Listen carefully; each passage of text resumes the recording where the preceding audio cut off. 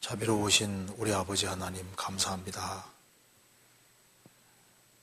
많은 사람 중에서 저희들을 복음으로 불러주시고 구원해 주신 그 크신 은혜와 사랑을 인하여 감사드립니다. 이 시간에도 저희들 한자리 모아주시고 또 하나님의 말씀으로 궁금한 것을 해결할 수 있는 시간 주신 것도 감사합니다. 주 성령께서 우리 마음 가운데 두루 역사해 주시고 하나님의 말씀의 뜻을 바르게 알 수 있도록 도와주시고 말씀 위에 우리 행보를 굳게 세워 주옵소서.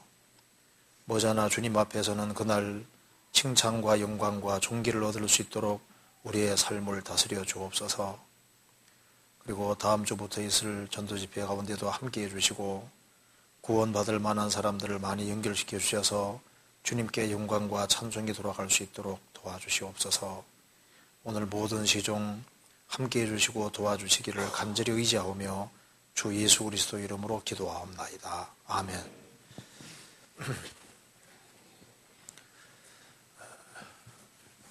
명절 잘 보내셨습니까? 네.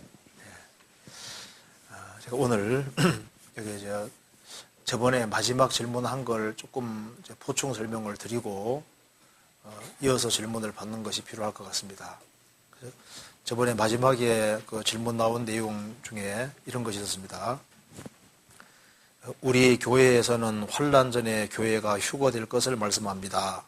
그런데 교회가 환난에 참여하고 그 후에 주님의 재림이 있다고 가르치는 교회도 많습니다. 환난 전에 휴거가 있다는 것을 어떤 말씀을 통해서 알 수 있을까요? 우리 교회는 주님의 재림이 공중재림과 지상재림 두 번 있을 것이라고 가르치고 있는데 한 번만 있다고 가르치는 교회도 있습니다. 이에 대해 성경의 말씀으로 가르침 받고 싶습니다 하는 질문을 했었습니다. 그래서 저번에 설명을 좀 간단하게 드렸는데요. 오늘 조금 더 자세하게 과연 교회가 7년 환난 전에 들림받는 것이 맞느냐 하는 거, 그걸 한번 성경으로 확인해 보는 것이 좋을 것 같아요. 그래서 집회 때는 7년 환난 전에 교회가 들림받는다 그런 말을 항상 듣고 있잖아요. 근데 그것이 성경적으로 과연 맞는 거냐 하는 그런 질문입니다. 그걸 한번 생각을 잠깐 해봅시다. 여기에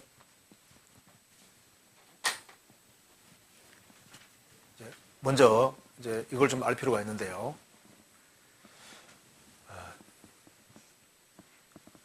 여기 먼저 교회라고 하는 것은 언제 생겼냐 하면은 예수님이 십자가에 죽으시고 부활 승천하시고 50일째 되는 날이 오순절입니다. 예수님이 죽으시고 부활하시고 50일째 되는 날이 오순절인데 오순절에 성령이 강림하심으로 교회 시대가 비로소 시작이 된 겁니다. 그러니까 교회는 오순절 전에는 없었어요. 오순절에 성령이 강림하심으로 교회가 생겼고, 그리고 교회가 어느 날 완성이 되면은 성령께서 이 교회를 지상의 산으로 옮기는 겁니다. 그걸 가리켜서 휴거다 이렇게 말하는 겁니다. 교회는 유대인 중에서 이방인 중에서 구원을 받은 사람으로 구성이 됩니다.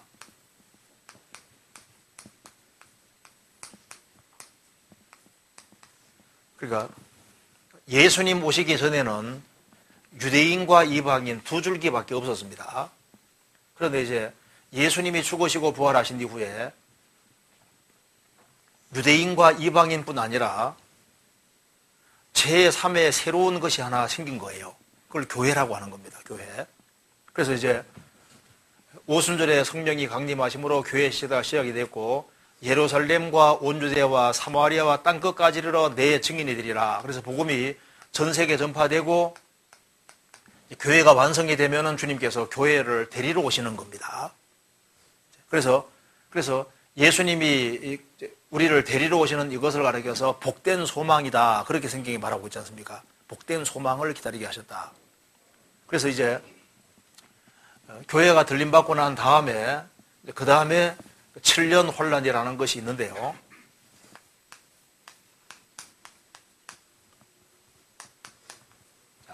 이게 원래 7년 혼란이라는 것이 구약 성경에는 이것이 여호와의 날입니다. 구약 성경에는 이것이 여호와의 날이고 여호와가 주기 때문에 신약 성경에는 이것을 주의 날이라고 표현했습니다. 그리고 이제 이 7년 혼란은 이 은혜 시대 때 은혜를 끝까지 거부한 사람들을 심판하는 날이기 때문에 여기를 가리켜서 어린 양의 진노다 이렇게 말을 했습니다. 어린 양 예수님의 진노, 그러니까 예수님이 진노를 퍼붓는 날이 7년 혼란인 거예요. 그리고 이제 예레미야 30장에서는 이것을 가리켜서 야곱의 혼란 때다 이렇게 말하고 있습니다. 야곱, 이스라엘의 혼란 때다. 그러니까 이스라엘 민족이 히틀러에게 한 600만 가까이 죽임 당했는데 그건 약관입니다.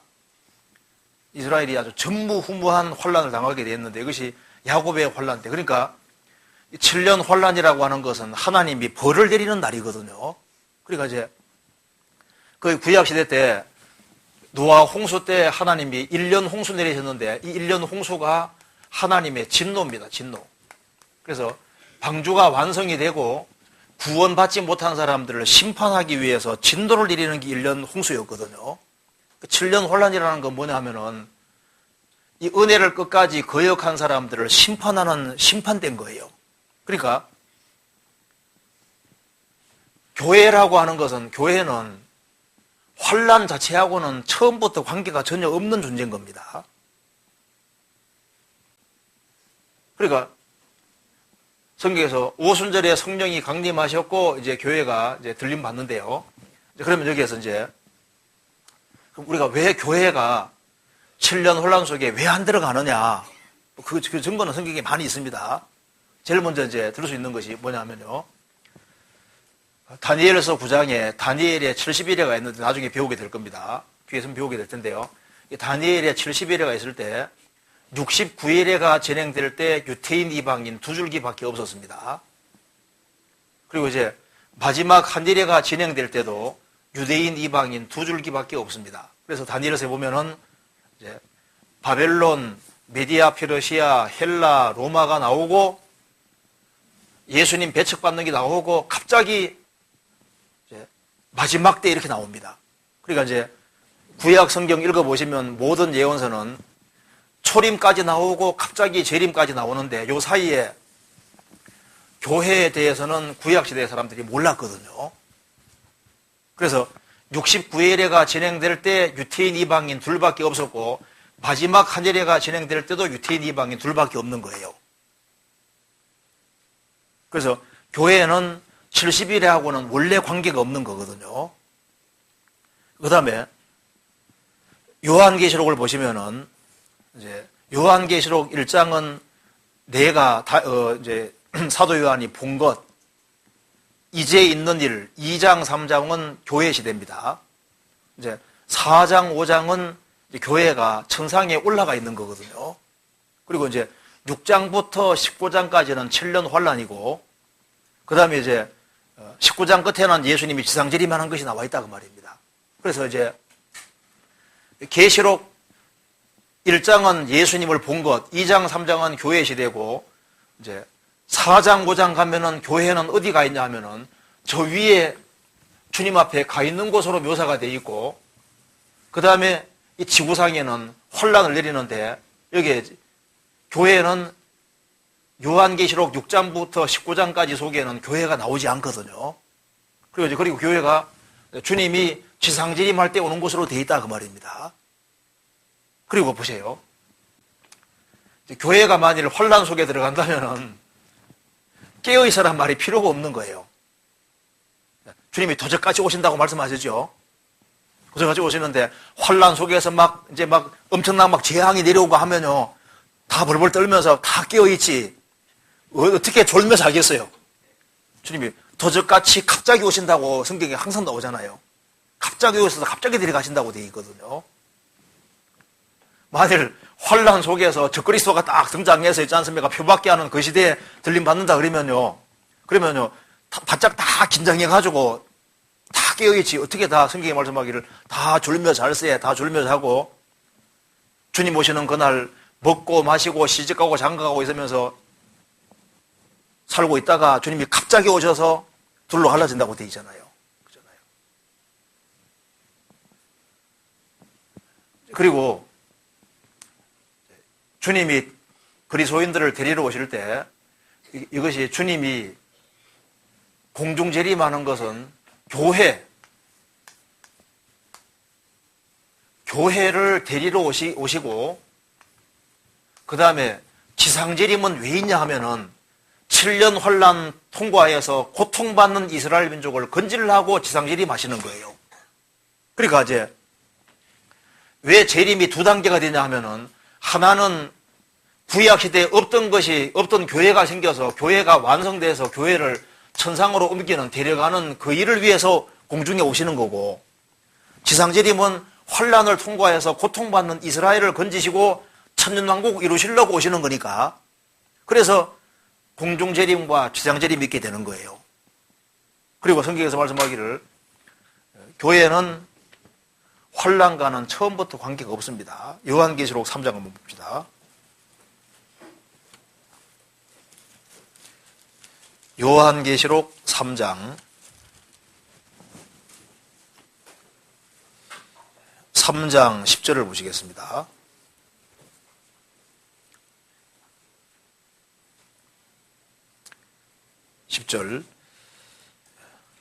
내가 나의 인내의 말씀을 지켰은즉 내가 또한 너를 지켜 시험의 때를 면하게 하리니 이는 장차 온 세상에 임하여 땅에 거하는 자들을 시험할 때라.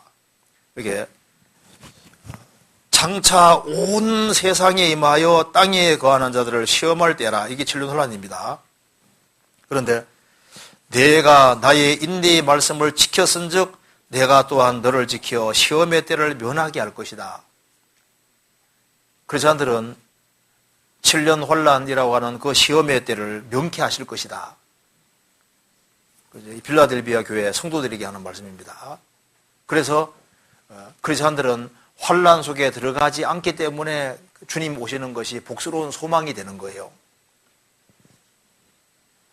그래서 7년 환란 속에 그리스도인들이 들어가는 것이 아닙니다.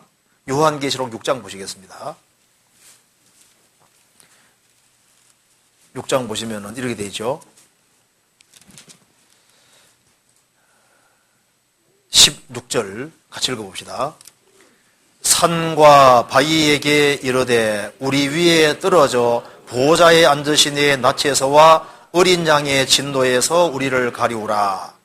그들의 진노에 큰 날이 일어서니 누가 능히 서리요 하더라. 여기 어린 양의 진노에서 우리를 가리우라. 7년 환란이 어린 양의 진노입니다. 그래서 이 은혜 시대 때 구원받지 못한 사람들이 환란 속에 들어가서 무서운 하나님의 심판을 받는 어린 양의 진노인 거예요. 그리스도인들은 어린 양의 진노에서 해방이 된 사람들입니다. 그렇잖아요. 진노에서 해방된 사람이 진노 속에 있을 이유가 없잖아요. 그리고 원래 7년 혼란이라는 것이 다니엘의 70일 때문에 나오는 것인데요. 크리스찬하고는 처음부터 관계가 없어요. 그래서 성경에 이렇게 되어 있습니다. 데살로니가 후서 2장 보시겠습니다.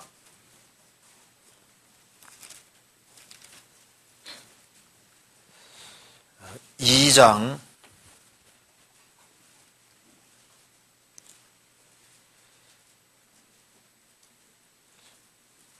6절에 보시겠습니다. 6절. 저로 하여금, 적그리스도입니다. 적그리스도로 하여금 저의 때에 나타나게 하려 하여 막는 것을 지금도 너희가 하나니, 적그리스도로 하여금 저의 때에, 7년 혼란입니다. 저의 때에 나타나게 하려 하여 막는 것을 지금도 너희가 하나니, 불법의 비밀이 이미 활동하였으나 지금 막는 자가 있어 그 중에서 옮길 때까지 하리라. 막는 자가 성령입니다. 성령께서 지금 적그리스도의 출현을 지금 막고 계시는 거예요.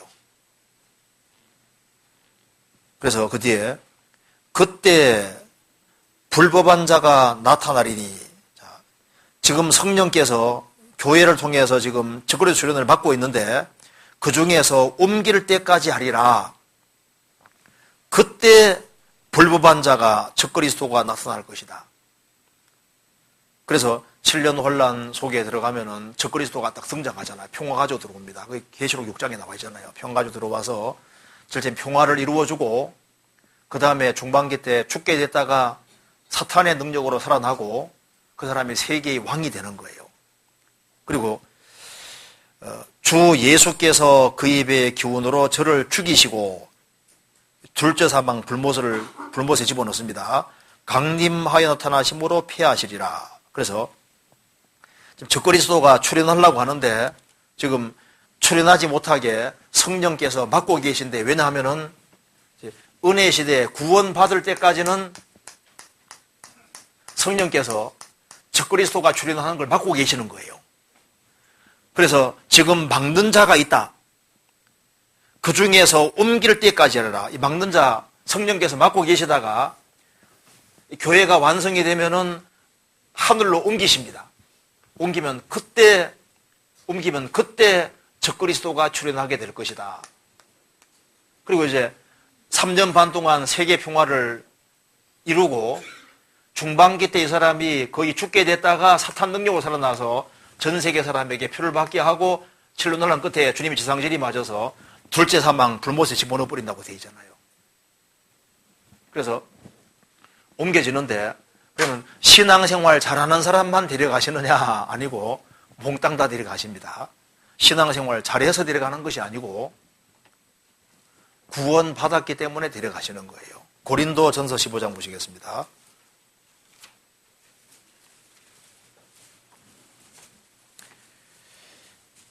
(15장) 51절. 보라, 내가 너희에게 비밀을 말하노니 우리가 다 잠잘 것이 아니요 마지막 나팔에 순식간에 혼련이 다 변화하리니, 나팔 소리가 나매 죽은 자들이 썩지 아니할 것으로 살고 우리도 변화하리라. 순식간에 혼련이 다 변화한다고 했는데 이 다 속에 누가 포함되냐 하면은 그 앞에 고린도전서 11장 보시겠습니다. 11장 30절. 이러므로 너희 중에 약한 자와 병든 자가 많고 잠자는 자도 적지 아니하니, 고린도 교회는 신앙생활이 엉망이었습니다. 그래서 병든 사람도 있고 약한 자도 있고 징계로 죽은 자도 적지 않다.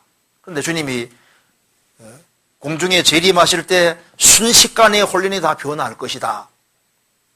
그렇게 되어 있잖아요.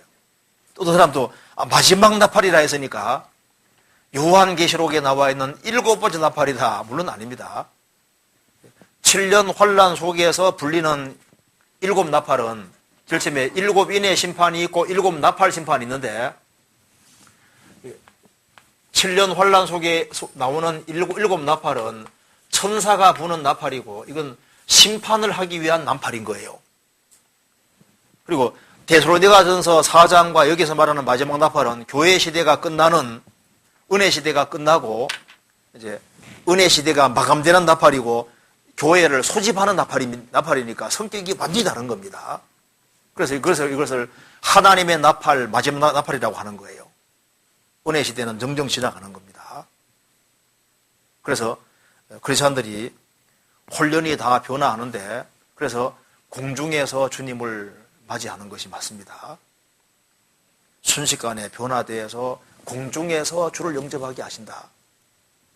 그래야 우리가 항상 주와 함께 있으리라. 그래서요, 예수님이 이제 공중 재림하는 예고편을 변화산상 사건에서 먼저 보여주셨습니다. 예수님이 나타나셨을 때 옆에 모세가 서고 엘리야가 섰죠.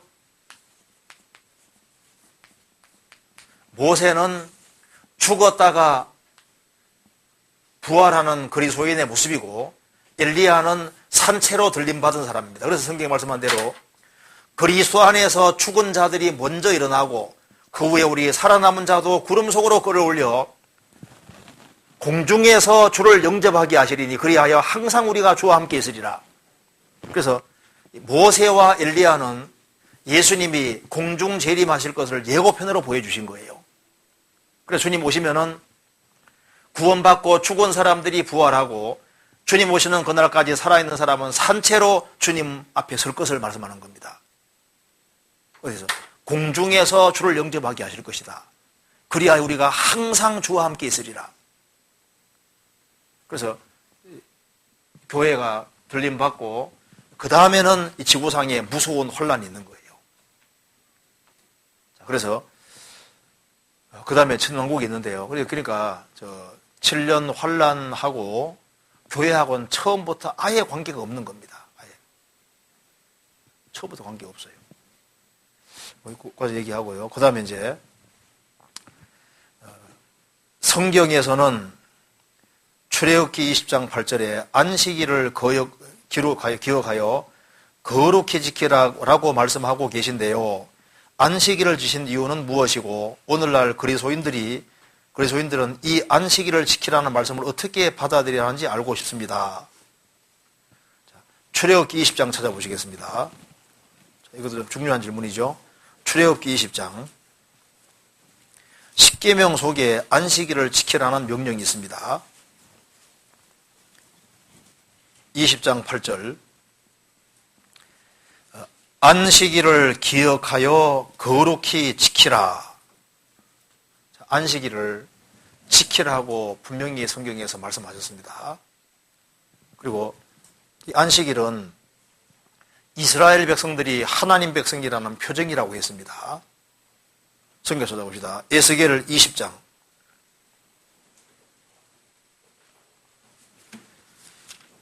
에스겔 20장에 이렇게 되어 있죠. 20장 12절을 보시겠습니다.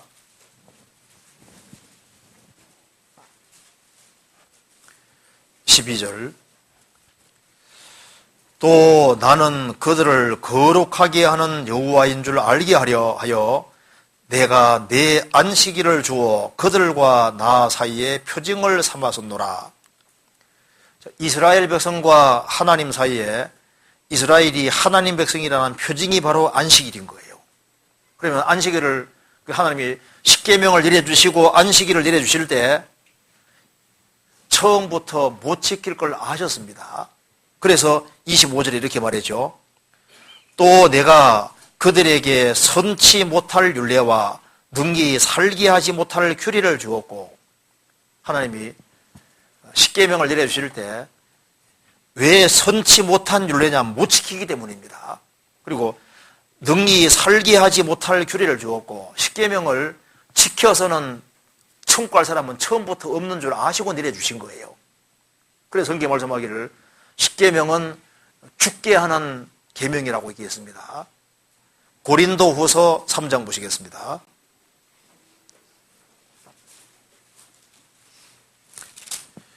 고린도후서 3장 7절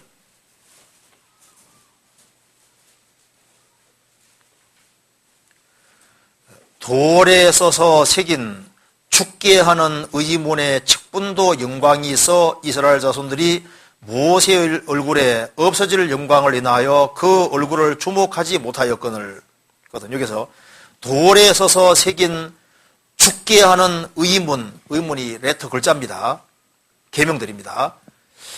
돌에 써서 새긴 죽게 하는 의문, 계명의 직분도 영광이 있었다. 그러니까 십계명은 돌에 쓴 거 맞죠? 돌에 써서 새긴 이 계명인데, 계명은 이건 죽게 하는 거라고 했습니다. 지킬 사람이 없기 때문인 거예요. 그러면은 하나님께서 십계명을 내려주셨고 안식일을 지키라고 했는데 이것이 크리스찬과 무슨 관계가 있느냐? 아주 좋은 질문입니다.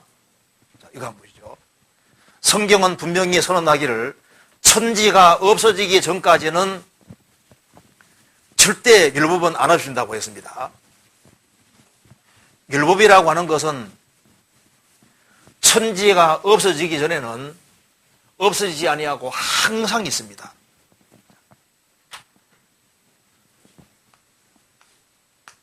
율법은 영원합니다. 항상 있습니다. 사람은 태어날 때 율법 아래에 태어났습니다. 태어나서 평생 이 죄를 짓고 살아가니까 율법의 저주를 받을 수밖에 없는 거예요. 근데 하나님께서는 우리를 사랑하셔서 율법의 저주의 소리를 건져내기 위해서 예수님께서 이 세상에 들어오셨습니다. 들어오셔서 예수님이 33년 생애 사시면서 예수님은 율법을 완벽하게 다 지키시고 그 다음에 십자가에 죽으시고 부활하셨습니다.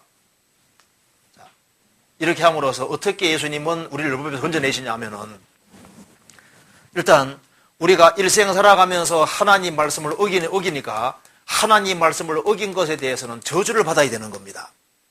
이 저주를 예수님이 십자가에서 죽으심으로 우리가 하나님 말씀을 어긴 모든 계명에 대한 저주를 예수님 받으신 거예요. 그리고 예수님이 십자가에 죽으시고 온전한 생애를 사시고 죽으시고 부활하셨기 때문에 예수님 부활이 우리 의가 되고 예수님은 율법의 마침이 되셨다고 되어 있습니다. 그래서 우리를 율법이라고 하는 것은 절대 죽지 않기 때문에 예수님이 우리를 대신해서 죽으심으로 십자가에 죽은 자리가 바로 우리가 대신 죽은 자리이기 때문에 우리를 율법에서 건져내서 새로운 법 속에다가 집어넣으셨다고 되어 있는 거예요. 찾아봅시다. 성경 갈라디아 4장 보시겠습니다. 4장 4절입니다.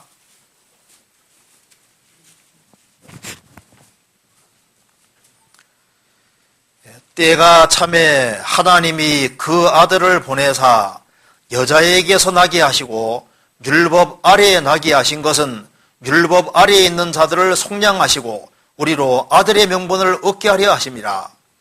예수님은 율법 아래에 나셨다. 예수님은 율법 아래에 나셨기 때문에 생애 속에 율법을 어기면 안 되는 겁니다. 예수님은 안식일도 안 느끼셨거든요.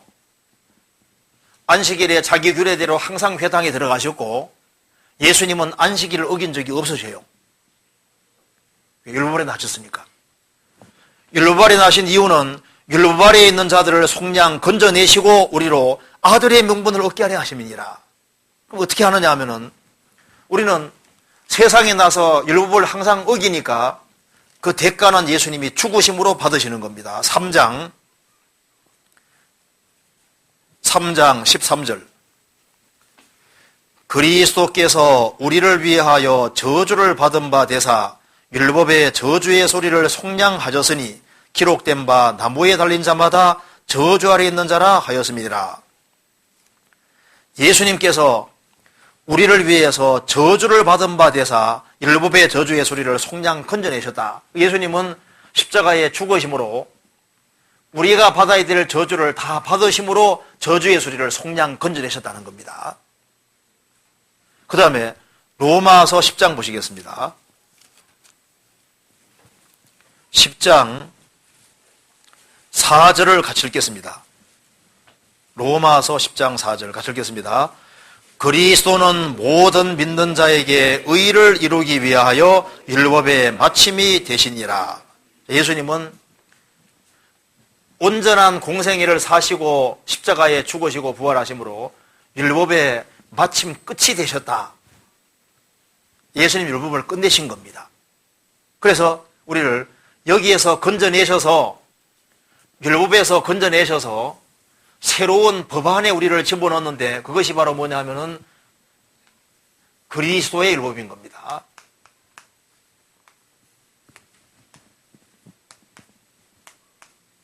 그래서 성경가 말씀하기를 그리스도인들은 율법을 벗어나서 새로운 법안에 들어와 있다고 성경에 분명히 말을 하고 있고 율법은 그리스도인들은 완전히 해방됐다고 되어 있는 거예요. 성경 한번 찾아봅시다. 거기에 먼저 로마서 7장을 보시겠습니다.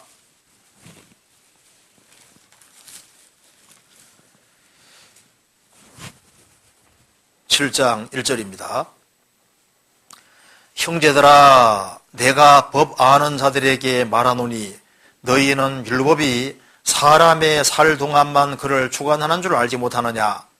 남편 있는 여인이 그 남편 생전에는 법으로 그에게 매인바되나 만일 그 남편이 죽으면 남편의 법에서 벗어났느니라. 그러므로 만일 그 남편 생전에 다른 남자에게 가면 음부라 이르되 남편이 죽으면 그 법에서 자유케 되나니 다른 남자에게 갈지라도 음부가 되지 아니하느니라. 그러므로 내 형제들아 너희도 그리스도의 몸으로 말미암아 율법에 대하여 죽임을 당하였으니 이는 다른이 곧 죽은 자의 가운데서 살아나신 이에게 가서 우리로 하나님을 위하여 열매를 맺게 하려 함이니라. 6절 읽겠습니다. 이제는 우리가 얽매였던 것에 대하여 죽었으므로 율법에서 벗어났으니 이러므로 우리가 영의 새로운 것으로 섬길 것이요 의문에 묵은 것으로 아니할지니라. 여기 봅시다. 무슨 뜻이냐 하면은 여기 이제 율법이라고 하는 남편이 있습니다. 남편이 있는데 율법이라는 남편이 하나 있어요. 근데 이제 사람은 태어날 때 율법과 다 얽매여 있지 않습니까? 태어났는데 태어나자마자 율법과 얽매여 있는 거예요. 그래서 이 남편이 죽기를 바라는데 율법은 죽어야 안 죽어요? 아무리 세월 지나도 쌩쌩하거든요. 항상 건강해요. 실수 같은 게 전혀 없어요. 그래서 조금 잘못하면 다 지적하고 정죄하고 이제 죽여서 이제 심판 내리는 게 율법이니까 이 남편은요 실수라는 게 전혀 없고 죽지도 않아요. 그러니까 벗어날 수 있는 길이 없는 거예요. 그래서 이제 율법이 안 죽으니까 예수님이 오셔서 율법이 안 죽으니까 예수님 몸으로 말미암아 율법에 대하여 죽임을 당했다. 그래서 예수님이 내 대신 형벌받고 죽어주심으로 율법이 안 죽으니까 예수님 몸이 대신 죽음으로 우리를 여기에서 건져내서 새로운 신랑에게 예수님과 이렇게 연결시켜 놨는데 이 예수님이라는 신랑은 얼마나 자상하신 분인지 부족한 게 있으면 항상 모든 걸 다 감당해주고 모든 걸 항상 책임져주는 새로운 남편에게 시집간 거다 그 말입니다. 이 남편 안 죽으니까. 그래서 우리가 얽매였던 것에 대하여 죽었으므로 율법에서 벗어났으니 우리 벗어났잖아요. 벗어났으니 우리가 영의 새로운 것으로 섬길 것이요 의문에 묵은 것으로 아니할지니라. 그리스도인들은 율법에서 벗어나서 이제 새로운 주님은 내 신랑이고 나는 신부가 되는 이런 새로운 관계 속에 있는 새로운 법 속에 들어갔고 사랑의 법 속에 들어간 거다 그 말입니다. 여기까지 이해되시죠? 성경 갈라디아 3장 보시겠습니다.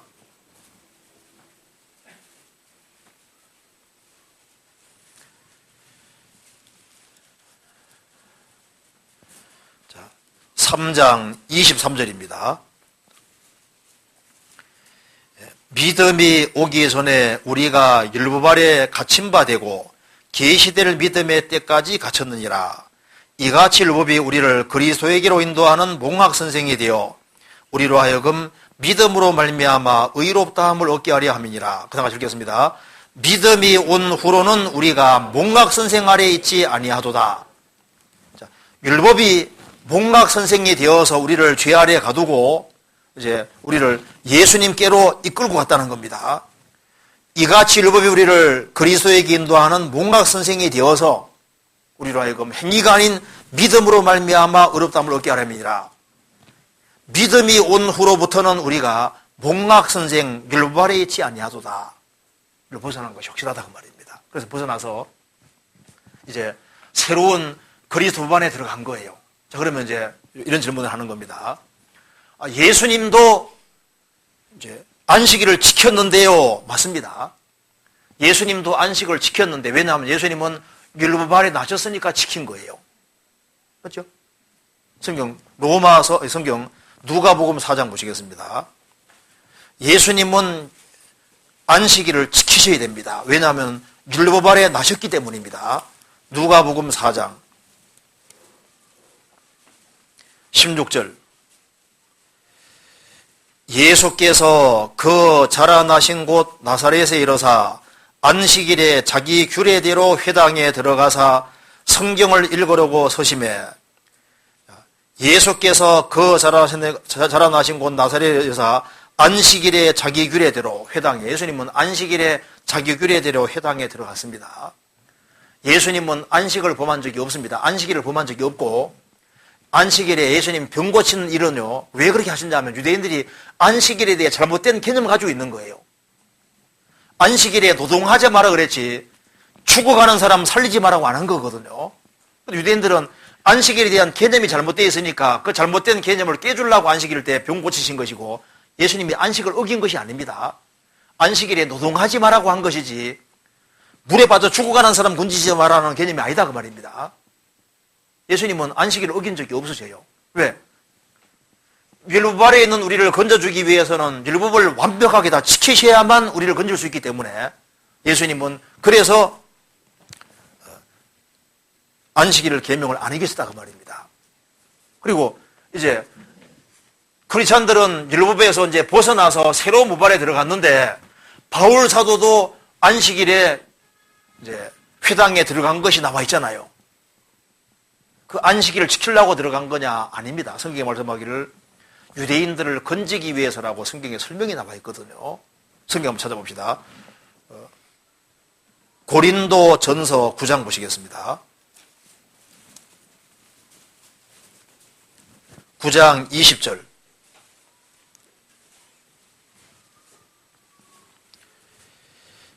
유대인들에게는 내가 유대인과 같이 된 것은 유대인들을 얻고자 하며, 율법 아래에 있는 자들에게는 내가 율법 아래에 있지 아니하나, 율법 아래에 있는 자 같이 된 것은 율법 아래에 있는 자들을 얻고자 하며, 그래 되죠? 예수님, 바울 사도는 율법 아래에 있지 아니한데 왜 안식일에 회당 안에 들어갔느냐? 유대인들과 같이 된 이유는 유대인들을 구원코자 했다.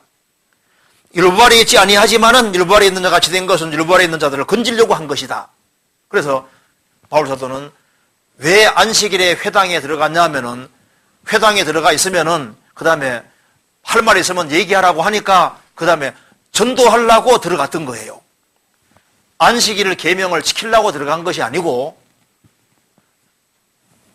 그들에게 전도해서 구원시키려고 들어갔다고 설명이 되어 있는 겁니다. 사도행전 17장 보시겠습니다. 17장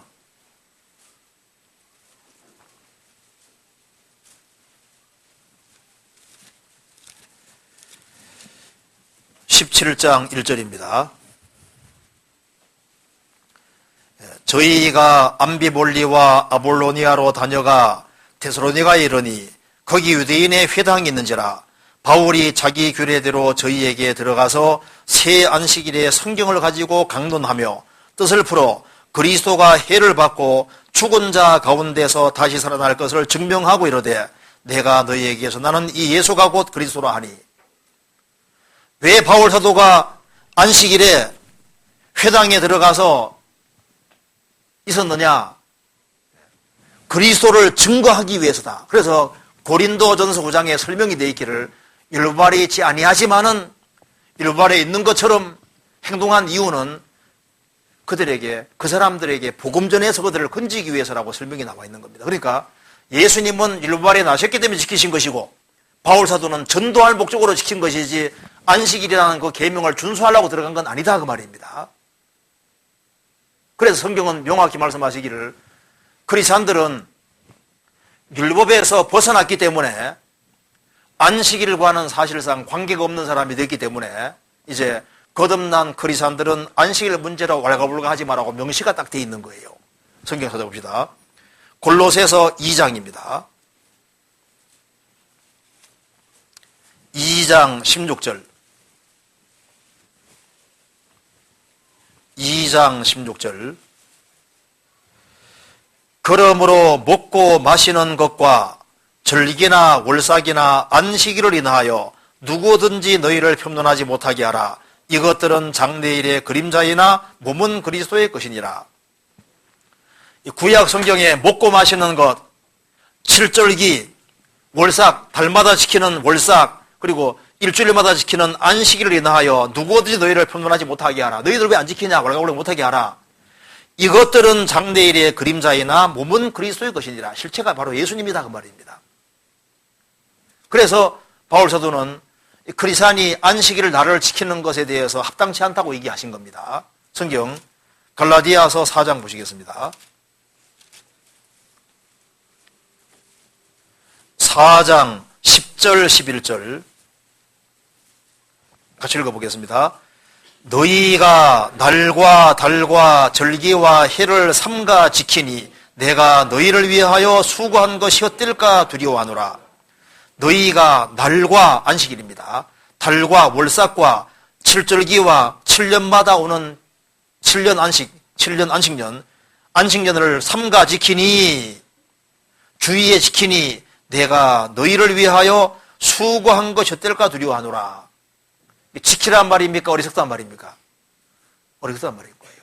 그래서 그리스도인들은 초대교회 때부터 안식일을 다음 달 모였습니다. 안식일 다음 날이 무슨 날입니까? 주일날. 그래서 항상 안식 후 첫날에 모였는데 안식일은 제7일이고 주일은 그 다음 날 8일입니다. 예수님 부활하신 날이 주일이고 부활하신 날 그 주일은 천국 가려고 모인 것이 아닙니다. 천국 가게 된 사람이 주님 은혜와 사랑이 고맙고 감사해서 모인 것이고 이제 그것은 안식일 다음 날인 거예요. 자, 성경 한번 찾아봅시다. 여기 고린도 전서 16장 보세요.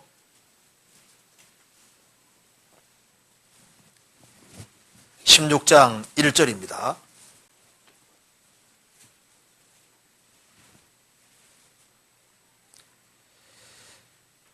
성도를 위하는 연보에 대하여는 내가 갈라디아 교회들에게 명한 것 같이 너희도 그렇게 하라.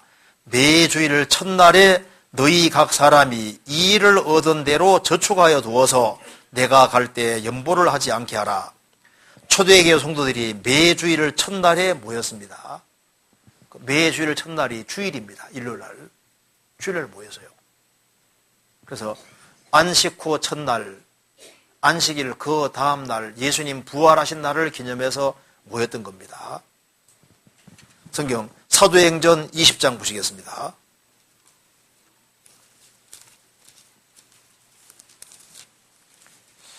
(20장) 7절입니다.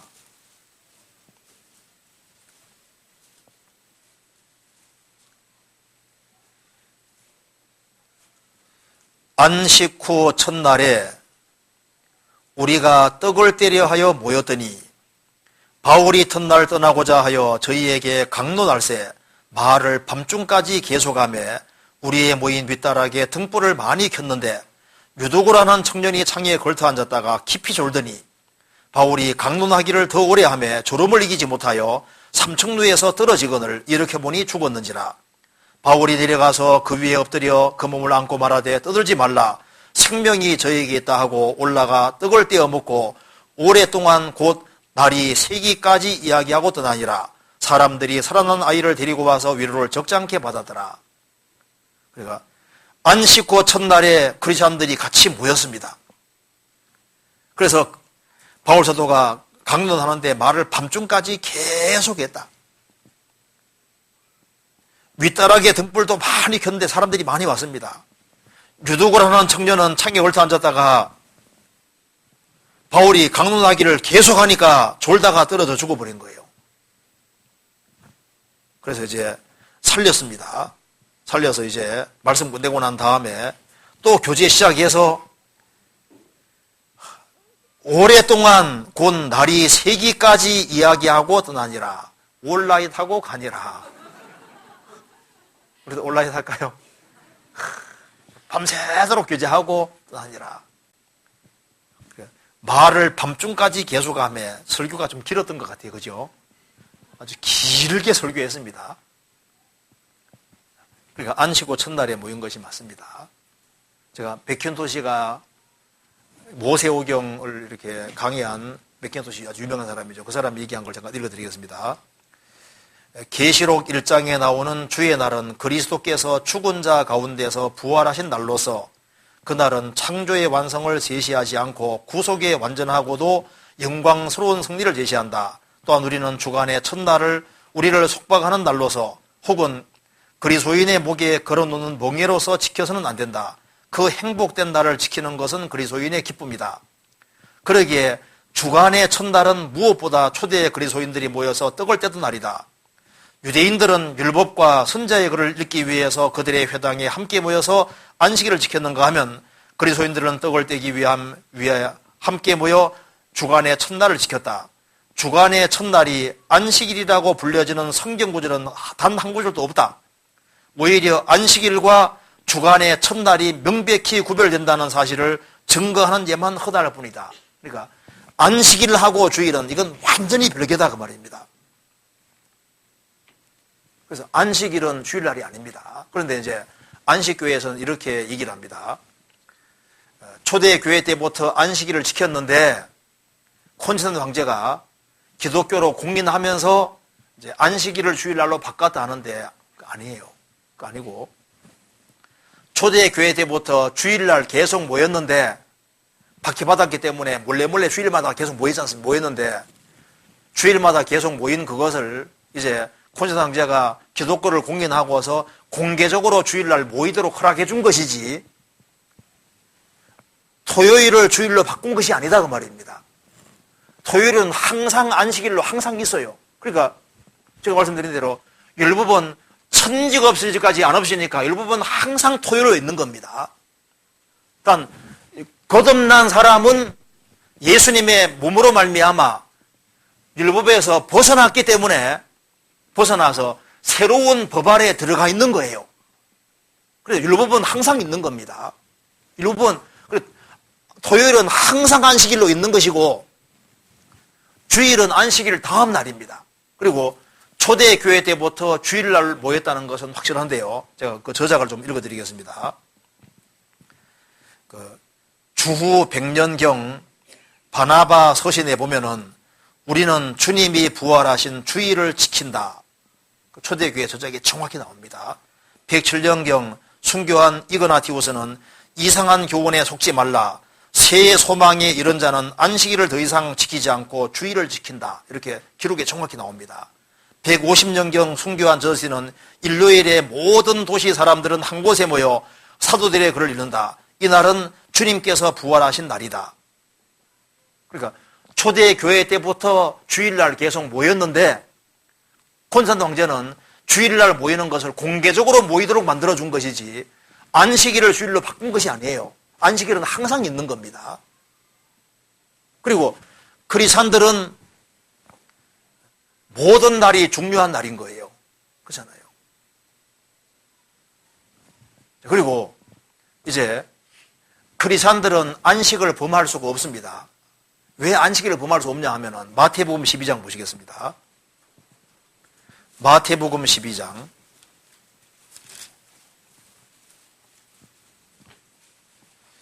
12장 5절 6절 같이 읽어보겠습니다. 또 안식일에 제사장들이 성전 안에서 안식을 범하여도 죄가 없음을 너희가 율법에서 읽지 못하였느냐. 내가 너희에게로 노니 성전보다 더 큰 이가 여기 있느니라. 안식일에 일하지 마라 그랬는데 안식일에 일해도 안식일을 절대 범할 수 없는 사람들이 누구였냐 하면은 성전 안에 있는 제사장들은 안식일을 범할 수가 없었습니다. 왜냐하면은 성전이 이렇게 있으면은 성전 안에 제사장들이 성전 안에서 일하고 있습니다. 그래도 성전 안에 있는 제사장들은 안식일에 일해도 안식을 범할 수가 없는 거예요. 일해도 되게 돼 있거든요. 예수님 말씀하시기를 성전보다 더 큰 이가 여기 있느니라. 예수님은 성전보다 더 큰 이고 사람이 구원받으면은 성전보다 더 크신 분이 예수님이잖아요. 구원받은 사람은 그리스도 예수 안에 들어와 있는 사람이고 그래서 크리스찬들이 하나님의 아들인 동시에 뭡니까? 제사장이잖아요. 요한계시록 1장, 5장, 베드로전서 2장에 보면은 크리스찬들을 제사장이라고 했습니다. 그래요. 성전 안에 있는 제사장은 안식일을 범해도 죄가 안 된다 그 말입니다. 성전보다 더 크신 예수님 안에 들어와 있는 거듭난 그리스도인들은 제사장이기 때문에 안식일 계명에 걸릴 수가 없게 돼 있는 거예요. 이거 이해되시죠? 그래서 주일은 안식일을 다음 날이다 그 말입니다. 이거 정리되시죠? 그 질문, 여기서 질문이, 크리스찬들은 안식일하고 원래 관계가 없어요. 근데 주일이 안식일은 날인데, 제발 좀 주일에 꼭 왔으면 좋겠어요. 근데 이게 이제 천국 가는 문제가 아니기 때문에, 이제 슬슬 빠지기도 하는데, 빠지지 말고, 매 주일마다 모였습니다.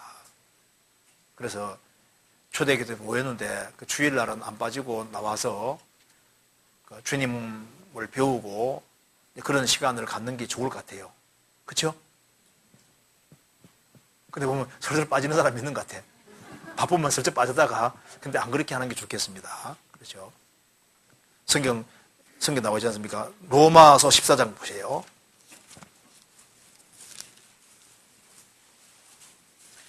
초대교회 당시에 날짜 때문에 문제들이 생긴 겁니다.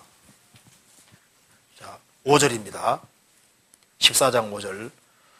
혹은 이 날을 저날보다 낮게 여기고 혹은 모든 날을 각히 여기나니 각각 자기 마음에 확정할지니라. 나를 중히 여기는 자도 주를 위하여 중히 여기고 먹는 자도 주를 위하여 먹으니 이는 하나님께 감사하며 먹지 않는 자도 주를 위해 먹지 아니하며 하나님 감사하느니라. 우리 중에 누구든지 자기를 위하여 사는 자가 없고 자기를 위해 죽는 자도 없도다. 우리가 살아도 주를 위해 살고 죽어도 주를 위해 죽나니 그러므로 사나 죽으나 우리가 주의 것이로라. 크리스찬들은 살아도 주를 위해 살고 죽어도 주를 위해 죽는 자이기 때문에 먹고 마시는 것이 뭐 중요한 문제냐, 날이 무슨 중요한 문제냐, 아니다는 그 말입니다. 그래서 나는 주님을 위해서 돼지고기 안 먹겠다, 먹지 말으라는 거예요. 주님을 위해서 돼지고기 먹겠다, 먹으라는 겁니다. 성경에 먹는 문제가 생기니까. 나는 건강이 좀 안 좋으니까 나는 육식 절제하고 채식만 하겠다. 주님을 위해서는 그렇게 하라는 겁니다. 난 주님 위해서 골고루 다 먹겠다, 그렇게 하라는 겁니다. 나는 일주일 전체가 주님 위해서 다 중요하다, 그렇게 생각하라는 겁니다. 나는 주일은 특별하게 주님 위해 중요하다, 주님을 위한 것이라면 괜찮다는 겁니다.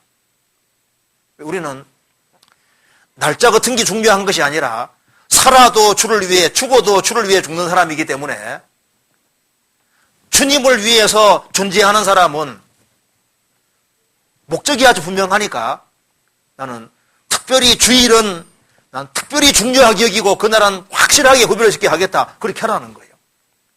나는 모든 날은 다 중요하다, 주를 위해서는 그렇게 하라는 겁니다. 그리고 그래서 이제 초대교회 때부터 크리스찬들은 특별히 주일날, 안식 후 첫날, 주님 부활하신 날 있지 않습니까? 그날을 특별하게 중요하게 생각하고, 그래서 주님 위해 살아야 되기 때문에 그날을 더 중요하게 생각하고, 초대교회 저작에 다 주일날 모인 곳으로 나오거든요. 그래서 옛날에는 저작에 보면 이런 게 나옵니다.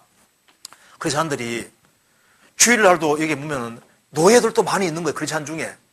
그러니까 이제 해 뜨면 일을 가야 되니까 주일날, 그래서 새벽에 몰래 모였던 겁니다.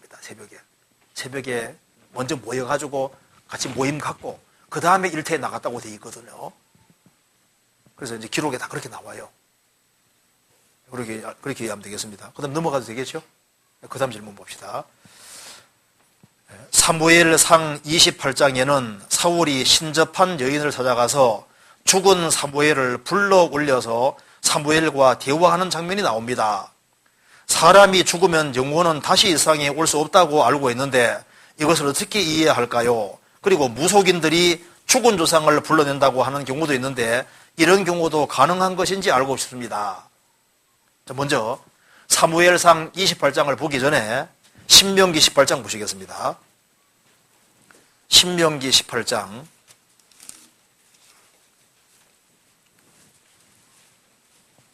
10절.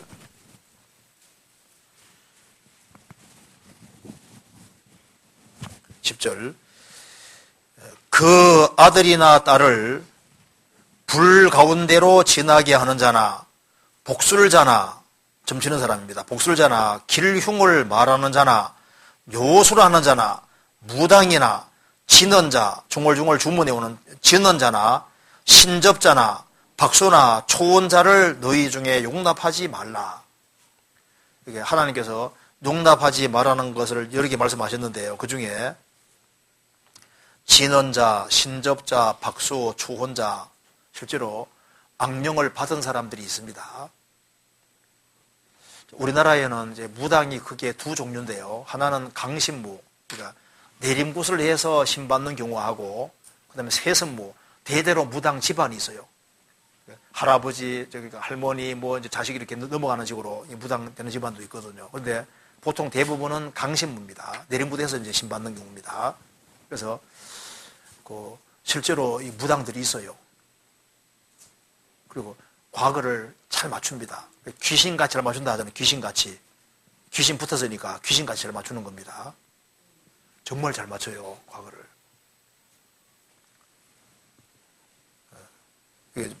박수 얘기 나왔으니까 여기에 박수. 남자 무당을 박수라고 해요, 박수. 이 박수 이거 말고 박수 무당이 있는데요. 한 분이 공주에서 구원을 받았는데요. 그분이 무당인 상태에서 공주 수양관 붙잡혀 간 겁니다. 그래가지고 말씀 들으니까 말씀이 안 들어오는 거예요. 속에 있는 귀신은 저 나가가지고 밖에 있으면서 이따위 얘기 듣지 말아라고 하고 있는데 귀신이 들어간다 하더라고요. 근데 그분이 이제 성경 말씀을 듣는데 안 들어오죠. 그런데 이제 우연히 상담하는 걸 옆에 듣게 된 겁니다. 그래서 마가복음 5장 보면은 한 사람에게 군대 귀신 들렸는데요. 예수님께서 군대 귀신 보고 나오라고 하니까 군대 귀신이 말하기를 우리를 그냥 나가게 하지 마시고 저게 돼지떼가 많으니까 돼지떼 속에 보내주십시오 하니까 예수님께서 가라 하니까 그 사람 속에 있는 귀신이 나와서 2,000마리 돼지 속에 들어갔잖아요. 그래서 돼지들이 몰살하는 장면이 나와 있습니다. 그 얘기를 들으면서 이분이 아주 가슴이 덜컥 내려앉더래요. 자기만 아는 비밀인데 이것이 성경에 나와 있다 그 말입니다. 자기가 부닥거리 할 때 항상 돼지머리 딱 잘라놓고 부닥거리를 하면 귀신이 쏙 들어가는 걸 보고 난 다음에 삼지창 가지고 돼지머리를 탁 찍고 세우면 막 영락 없이 서는데 그냥은 안 선답니다. 귀신 들어가면 서는데 그건 자기만 하는 특수한 기술인데 돼지 속에 쏙 들어가는 건 자기가 항상 봤는데 귀신이 나와서 돼지대 속에 쑥 들어간 게 성경에 나와 있으니까 이분이 충격을 딱 받은 거예요. 하나님이 계시고 뭐 예수님이 계시고 천국 지옥 있는 게 뭐 한꺼번에 실감이 확 나고 무당들은 지옥 간다는 말을 들어봤는데 거기 나와 있으니까 자기가 항상 경험하는 것이 성경에 나와 있으니까 이 사람 충격을 딱 받은 겁니다. 그래가지고 바짝 매달려 말씀 듣고 구원받아 버렸잖아요. 그래서 점치던 거 다 없애버리고 그래서 택시 운전사로 전업을 했습니다. 좀 현재 택시 운전사입니다. 그러니까 진짜 무당들이 있어요. 돼지 머리 잘라놓는 게 괜히 하는 게 아닙니다. 그거 진짜 귀신 들어가는 거예요. 어쨌든 간에 여기 무당들이 있는데 여기 그 다음에 초혼자 뭔지 아시죠? 혼불러 내는 사람들. 우리나라도 초혼자가 있고 세계적으로도 초혼자들이 있습니다. 그 초혼자들이 어떤 거냐면 이런 겁니다. 어떤 여자분이 자기 어머니가 돌아가셨는데 어머니 목소리를 듣고 싶고 다시 한번 만나고 싶은 거예요. 그 돌아간 죽은 사람들이 돌아올 수 없으니까 초혼자 찾아가서 우리 어머니 불러내라고 하는 겁니다. 그러면 어머니가 나오는 게 아니고 그 어머니에게 붙어다니는 귀신이 있잖아요. 그 귀신이 초혼자에게 붙어서 어머니 흉내를 내는 겁니다. 그래서 목소리도 똑같이 흉내 내면서 있잖아요. 자기 딸을 안아주던 그 모습 그대로 안아주면서 아이고 내 자식아 하면서 있잖아요. 행동을 그대로 하고 목소리도 그대로 하거든요. 그러니까 자기 엄마가 정말 왔다고 생각하는 거예요. 그게 어머니 오는 게 아니라 그 사람에게 붙었던 귀신이 오는 겁니다. 그래서 진짜 좋은 자가 있어요. 그래서 그게 부모가 오는 게 아니고 죽은 사람이 오는 게 아니라 그 귀신 장난입니다. 그렇잖아요. 그래서 이제 귀신이 오는 건데 사무엘상 28장은 그건 얘기가 다릅니다. 이건 실제로 하나님께서 사울을 책망하려고 예외적으로 사무엘을 끄집어내가지고 아주 호통친 겁니다. 성경 찾아봅시다. 사무엘상 28장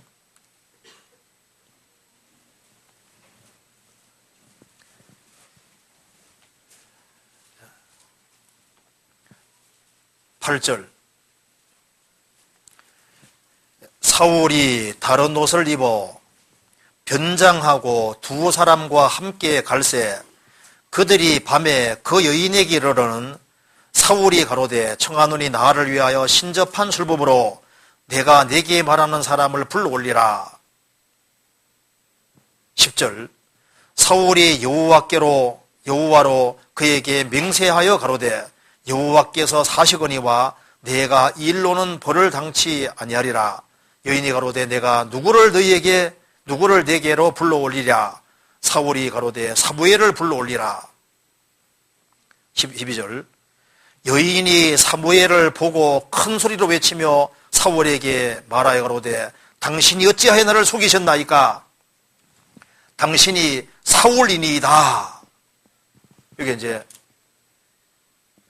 여인이 사무엘을 보고 큰 소리로 외치며 사울에게 말하여 가로되 당신이 어찌하여 나를 속이셨나이까? 당신이 사울이니이다. 이 신접한 여인도 놀래버렸습니다. 신접한 여인이 이제 홈블러낸 일을 다반사로 하는 여자인데 왜 이 여자가 충격받았냐 하면요, 진짜 귀신이 오는 게 아니라 진짜 사무엘이 나오니까 충격을 받은 거예요. 그리고 여기에 여인이 사무엘을 보고 큰 소리로 외치며 사울에게 말하게 충격을 받은 겁니다. 세상에 진짜 나와버리거든요. 그래서 사무엘이 나오는 걸 보고서 사무엘이 나와서 이제 사울을 아주 책망하는지 않습니까? 그래서 이 여자가 충격을 받은 겁니다. 그래서 이제 18절 16절 보시겠습니다. 사무엘이 가로되 여호와께서 너를 떠나 내 대적이 되셨거늘 내가 어찌하여 내게 묻느냐? 여호와께서 나로 말씀하신 대로 내게 행하사 나라를 내 손에서 떼어 내 이웃 다윗에게 주셨느니라. 내가 여호와의 목소리를 순종치 아니하고 그의 진노를 아말렉에 쏟지 아니하였으므로 여호와께서 오늘날 이 일을 내게 행하셨고 여호와께서 이스라엘을 너와 함께 블레 사람의 손에 붙이시리니 내일 너와 내 아들들이 나와 함께 있으리라. 여호와께서도 이스라엘 군대를 블레 사람의 손에 붙이시리라. 실제로 사무엘이 나와서 아주 호통치고 너는 이제 죽어서 이제 내일 여기 와 있을 거다. 실제 사무엘이 나온 겁니다. 성경의 전체 법칙 속에 뭐가 있냐 하면요, 하나님이 하시는 일 속에 항상 있는 것 중에 하나가 예외 법칙이 예외. 하나님이 항상 기본 규칙 속에 하되 가끔 이렇게 예외라는 법칙이 있거든요. 예외가 항상 있어요. 그래서 하나님이 모든 만물 속에서도 예외라는 걸 하나씩 만들어 놨습니다. 좀 만들어 놨어요. 자, 박쥐가 새예요, 짐승이에요? 헷갈리시죠? 레위기 11장에서는 새로 되어 있거든요. 분명히 이게 새끼 낳지만은 주님은 새라 그랬거든요. 왜? 날개 달아났잖아요. 그리고 고래 같은 경우는 새끼 낳죠? 알 낳는 게 아니잖아요. 물고기는 알을 낳는데 고래는 새끼 낳잖아요. 새끼 낳지만은 물고기잖아요. 예외라는 게 항상 있습니다. 어디든지 예외가 있어요. 그래서 성경에는 기본 법칙 속에 예외라는 게 있는 겁니다. 그래서 여기에 하나님이 사울을 책망하시려고 예외적으로 끄집어내가지고 아주 호통치고 책망하신 거예요. 그래서 이것은 진짜 사무엘이 나온 겁니다. 특별하게 주님께서 내보내가지고 아주 혼내준 거예요. 그렇게 이해하면 되겠습니다. 그 다음 질문. 에스겔 39장 이스라엘 성읍들의 거한 자가 나가서 그 병기를 불피워 사르되 큰 방패와 작은 방패와 활과 살과 몽둥이와 창을 취하여 7년 동안 불피우리라. 7년 혼란 말기 일어날 전쟁과 관련하여 위의 말씀을 읽다가 궁금한 부분이 생겼습니다. 에스겔 39장 9절에는 전쟁 때 쓰인 병기들을 취하여 7년간 불피운다는 말이 나옵니다. 7년간 불피우게 되면 거짓 평화 기간인 전 3년 반 이후에 이런 일이 있겠으므로 7년 환란의 기간을 환란 기간에 7년을 넘어가게 됩니다. 기존에 개인적으로 알던 지식으로는 7년 환란이 끝나면 바로 천당국이 시작되는 줄 알았는데 그것이 아니구나 하는 것을 알았습니다. 에스겔 39장에는 이것들 외에 땅을 정결케 하는 일 등 여러 일들이 7년 환란과 천당국 사이에 있는 것 같습니다. 7년 환란 후 3년 반부터 시작하여 천당국에 들어가지 성경에 예언되어 있는 사건들을 자세히 알고 싶습니다. 순서에 맞게 자세히 정리 부탁드립니다. 질문 내용 한번 잠깐 봅시다. 이거 에스겔서 한번 보시겠습니다. 39장에 이것 때문에 이제 걸린 것 같습니다. 에스겔 39장 보면 이렇게 나와 있죠. 9절에 러시아가 이스라엘을 침공한 이후에 9절에 이스라엘 성읍들에 거한 자가 나가서 그 병기를 불피워 사르되 큰 방패와 작은 방패와 활과 살과 몽둥이와 창을 취하여 7년 동안 불피우리라.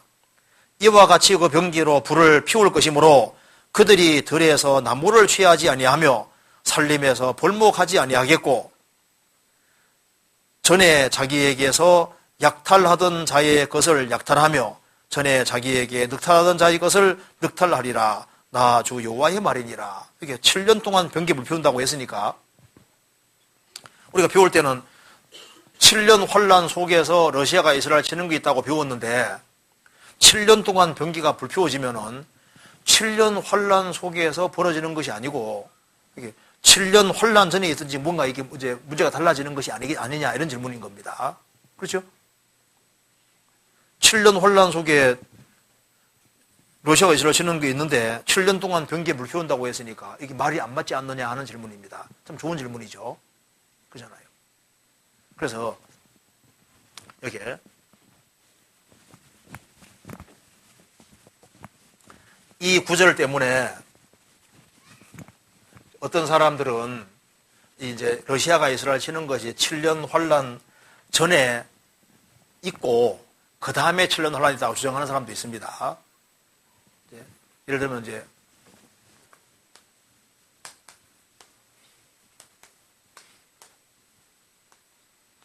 팀 라이 이런 사람 같은 경우 이제 이 사람이 누구냐 하면은요, 그 레프트 비하인드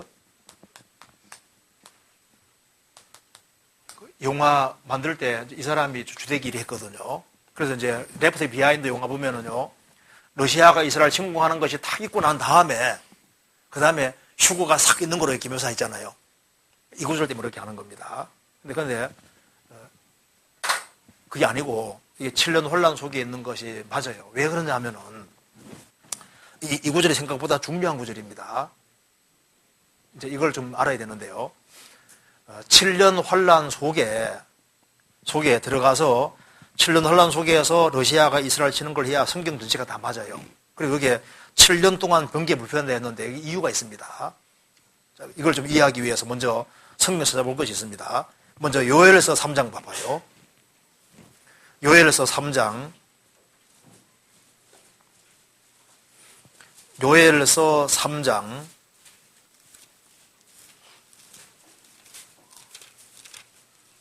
3장 9절입니다. 3장 9절. 너희는 열국에 이렇게 광포할지어다. 1273페이지. 너희는 열국에 이렇게 광포할지어다. 너희는 전쟁을 준비하고 용사를 격려하고 무사로 다 가까이 나와서 올라오게 할지어다. 너희는 보섭을 쳐서 칼을 만들지어다. 낫을 쳐서 창을 만들지어다. 약한 자들에게를 나는 강하다 할지어다. 사면일고가 너희는 속히 와서 모일지어다. 여호와여 주의 용사들로 그리로 내려오게 하옵소서. 7년 환란 속의 얘기인데요. 7년 환란 속에 들어가면은 이제 7년 환란 속에 특별히 후 3년 반 여기가 이제 엄청난 전쟁이 터지게 되어 있는데요. 여기에 보면은 너희는 열국 이렇게 광포할지어다. 너희는 전쟁을 준비하고 용사를 격려하고 무사로 가까이 나오게 할지어다. 너희는 보섭을 쳐서 7년 환란 속에서 이런 일이 벌어집니다. 보습을 쳐서 칼을 만들고 농기구를 칼로 바꾸는 겁니다. 칼로 만들고 낫을 쳐서 창을 만든다.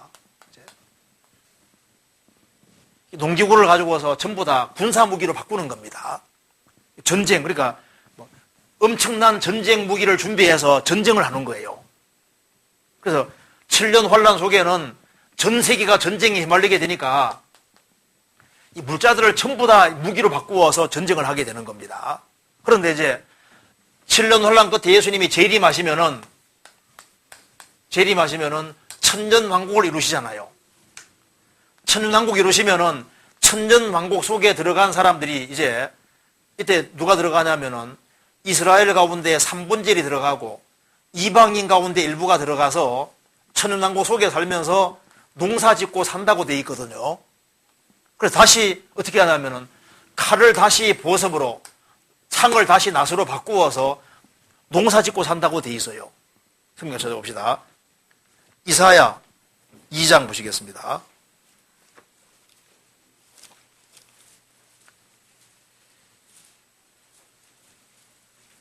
2장 4절 천년왕국 얘기입니다. 2장 4절. 그가 열방 사이에 판단하시며 많은 백성을 판결하시리니 무리가 그 칼을 쳐서 보습을 만들고 그 창을 쳐서 낫을 만들 것이며 이 나라와 저 나라가 다시는 칼을 들고 서로 치지 아니하며 다시는 전쟁을 연습하지 아니하리라. 천년왕국 속에 들어가면은 주님이 직접 다스리는 시대가 오기 때문에 그때는 다시 이제 칼을 다시 농기구로 창을 다시 낫으로 만들고 이제 평온하게 농사 짓는 그런 시대로 다시 바꿔지게 되는 거예요. 성경 미가서 또 한 군데 찾아봅시다. 4장. 미가서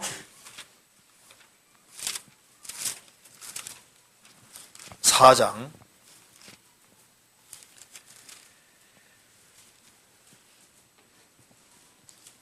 4장 3절입니다.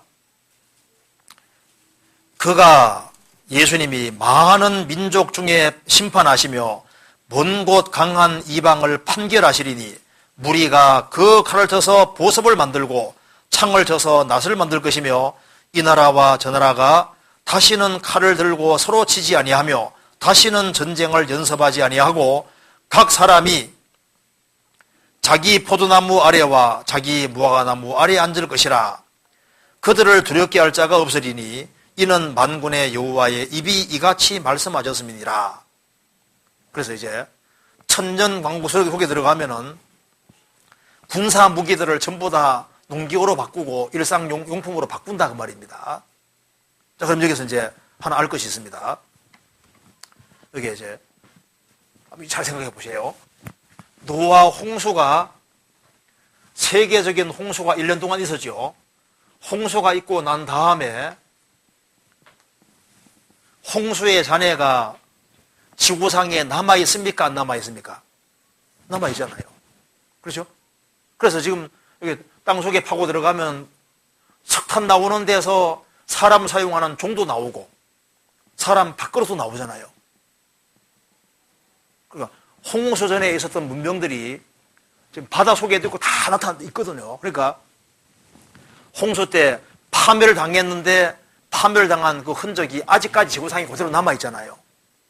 그처럼 7년 환란 끝나고 나면은 하나님께서 갑자기 환란을 중지시키면은 이제 이 땅을 하나님께서 에덴 동산처럼 바꾸잖아요. 바꾸고 저주는 푸지지만은 전쟁 잔해라든가 이런 건 그대로 남아 있습니다.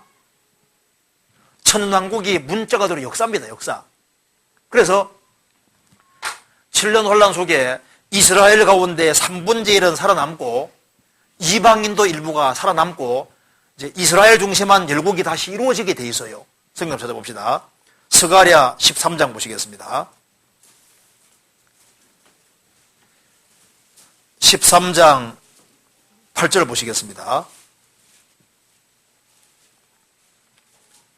스가랴 13장 8절 1324페이지입니다.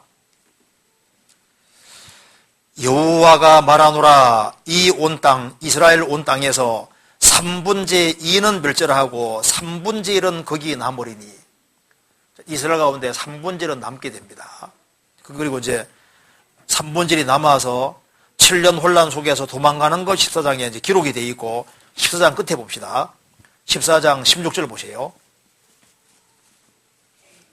16절 예루살렘을 치러 왔던 열국 중에 남은 자가 해마다 올라와서 그 왕 만군의 여호와께 숭배하며 초막절을 지킬 것이라. 예루살렘을 치러 왔던 열국 중에 남은 자가 있다고 되어 있잖아요.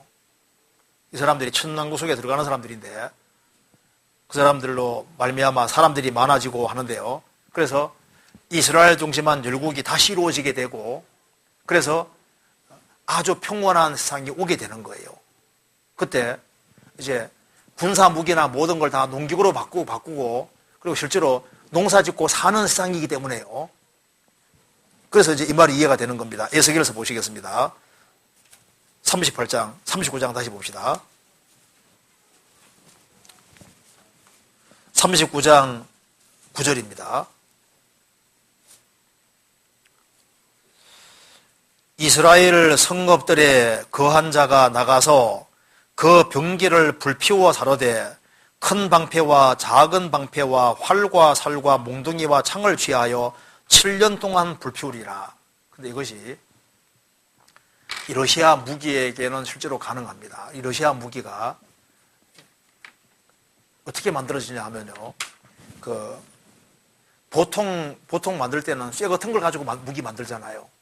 근데 러시아는 원래 나무가 굉장히 많습니다.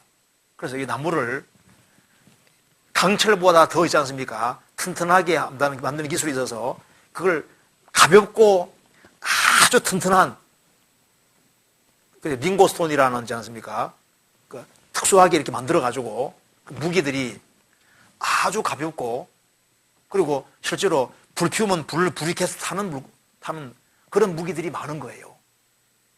그래서 이 러시아가 이스라엘 칠 때 이렇게 무기들을 가지고 내려오는데 그 무기 중에 많은 무기들이 불태울 수 있는 무기들입니다. 그러니까 우리 보통 한국의 총기라든가 이런 거 자체는 쇠로 되어 있는 건 불태울 수 없지 않습니까? 그런데 러시아 무기는 불태울 수 있는 무기로 만들어지는 거거든요. 그래서 이제 나무를 최대한 압축을 해가지고 강철보다 더 튼튼한 그런 물질로 만드는 거예요. 그게 다 불태우면 불타는 물질인 겁니다. 그러니까 이게 7년 동안 불피우니까 무기들이 얼마나 많은 거예요. 그래서 여기 보면은 10절에 보면은 이와 같이 그 병기로 불을 피울 것이므로 그들이 들에서 나무를 취하지 아니하며 산림에서 벌목하지 아니하겠고 그러니까 땔감을 따로 구할 필요 없는 거예요. 자 보시면요.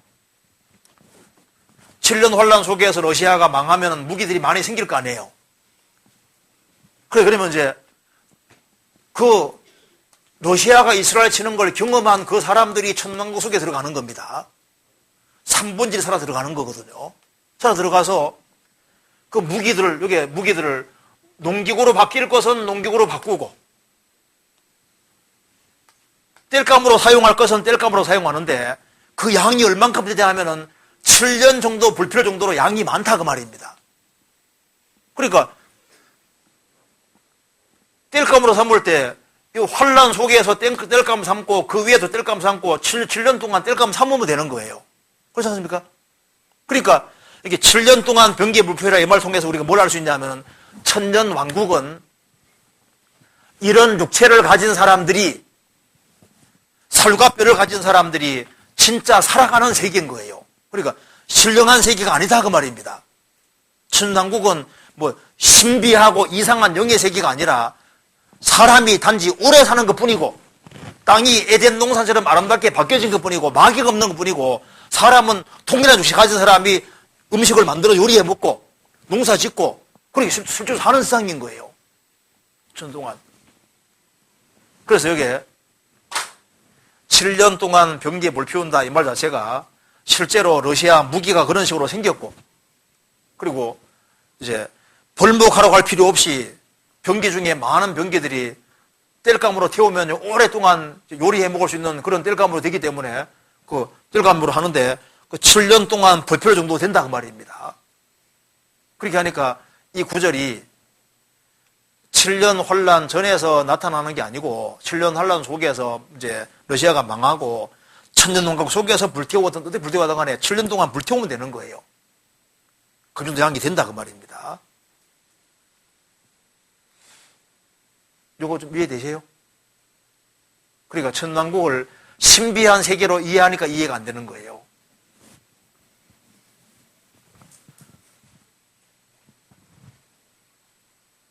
설림에서 벌목할 필요도 없고 나무를 취할 필요도 없고 그 병기를 태워가지고 방도 뜨뜻하게 하고 요리도 해먹고 얼마나 좋아요. 그리고 압축해서 만든 거니까 얼마나 오래 타겠어요. 얼마나 좋겠어요. 그거 말하는 겁니다.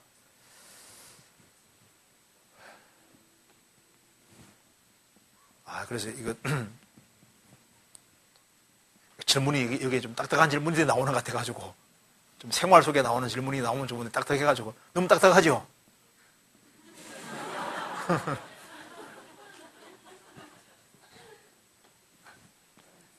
여기 이제 빨리빨리 넘어가 봅시다. 여기 그 다음 질문이 성경은 여러 번역본이 있습니다. 번역본마다 조금씩 다른 것도 있고 어떤 번역본에는 없음 처리한 것을 다른 번역본에는 말씀이 기록되어 있는 것도 있습니다. 교리적으로 크게 잘못된 번역이 아니면 어떤 것을 봐도 무관한 것인지 알고 싶습니다. 또 우리 교회는 개역 한글만 보고 있는데 개역 한글만 보는 이유가 따로 있는지 궁금합니다. 성경에 여러 역본들이 많이 있지 않습니까? 있는데 아직까지는 개역 성경보다 더 나은 번역본이 없습니다. 이제 이 번역을 사용하는 주된 이유가 이거보다 나은 번역본이 아직은 없어요.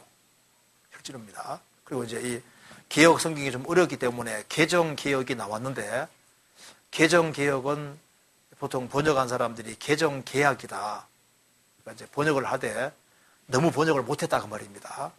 원문의 뜻을 많이 해쳤기 때문에 그래서 이 개정 개역은 번역상에 상당한 문제들이 좀 많이 있어요. 그래서 그건 참조용으로 보고 개역 성경을 보는 게 훨씬 나을 겁니다. 그리고 이제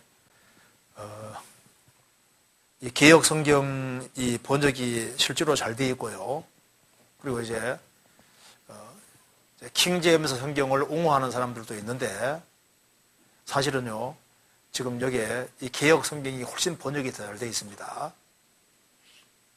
그리고 이 개역 성경에는 이게 이제 있고 없음 표시를 잘 해주고 있거든요.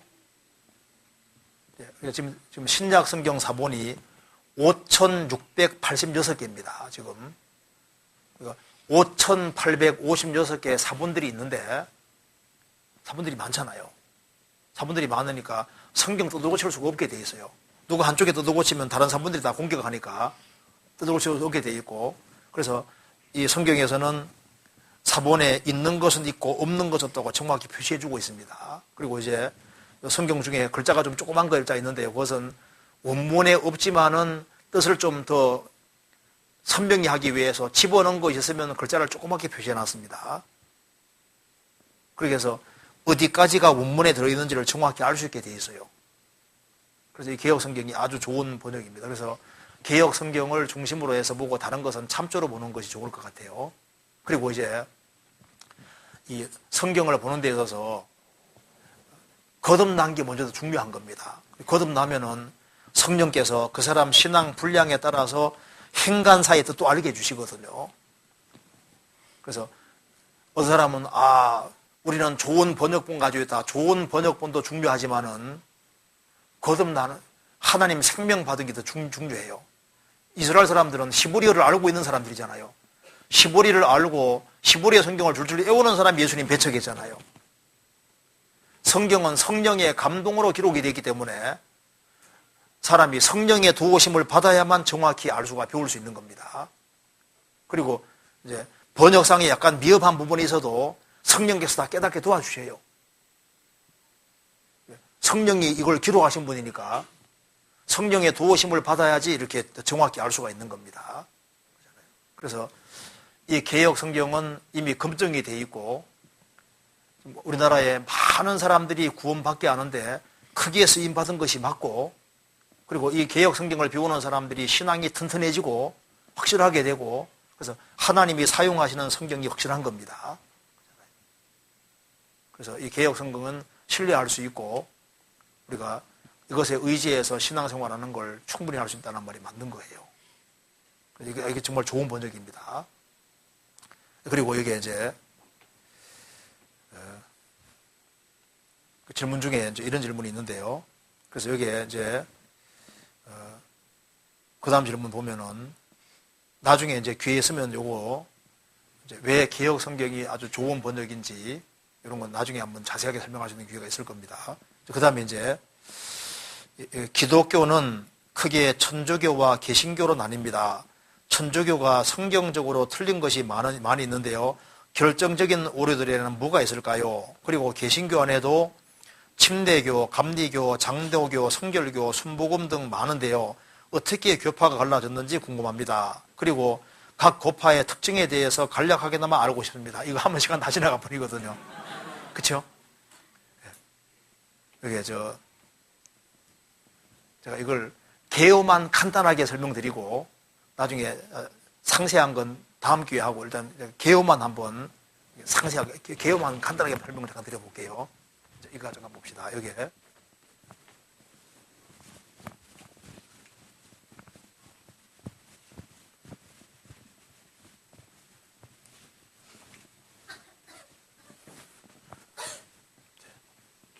간단하게 설명드리겠습니다. 먼저 예수님이 오신 때부터 AD 100년까지를 보통 사도시대다 이렇게 말합니다. 예수님의 사도들이 살아 역사하던 시대, 그리고 이제 100년부터 300년까지를 초대교회다. 보통 이렇게 초대교회, 디어리 처치, 초대교회다 이렇게 말해요. 초대교회. 사도시대, 초대교회. 여기는 사도들에게 배운 사람들이 속사도들이고, 이월 속자 써서 속사도. 그리고 속사도에게 배운 사람들을 이제 보통 교부라, 교회 아버지들, 교부들. 그러니까 이제 속사도와 교부들이 활동하는 이 시대인데요. 그래서 이제 사도시대부터 해가지고 여기에 기독교가 공인될 때까지는 교회는 큰 문제가 없습니다. 그런데 이제 313년에 콘스탄틴 황제가 기독교를 공인합니다. 그래서 이제 공개적으로 믿도록 해주잖아요. 그러다 보니까 이제 숨어있던 교회가 이제 다 나오게 되잖아요. 그리고 이제 예수 믿는 사람에게 특혜를 베풀어주고 하니까 교회 안에 막 사람들이 막 밀어들 거 아니에요.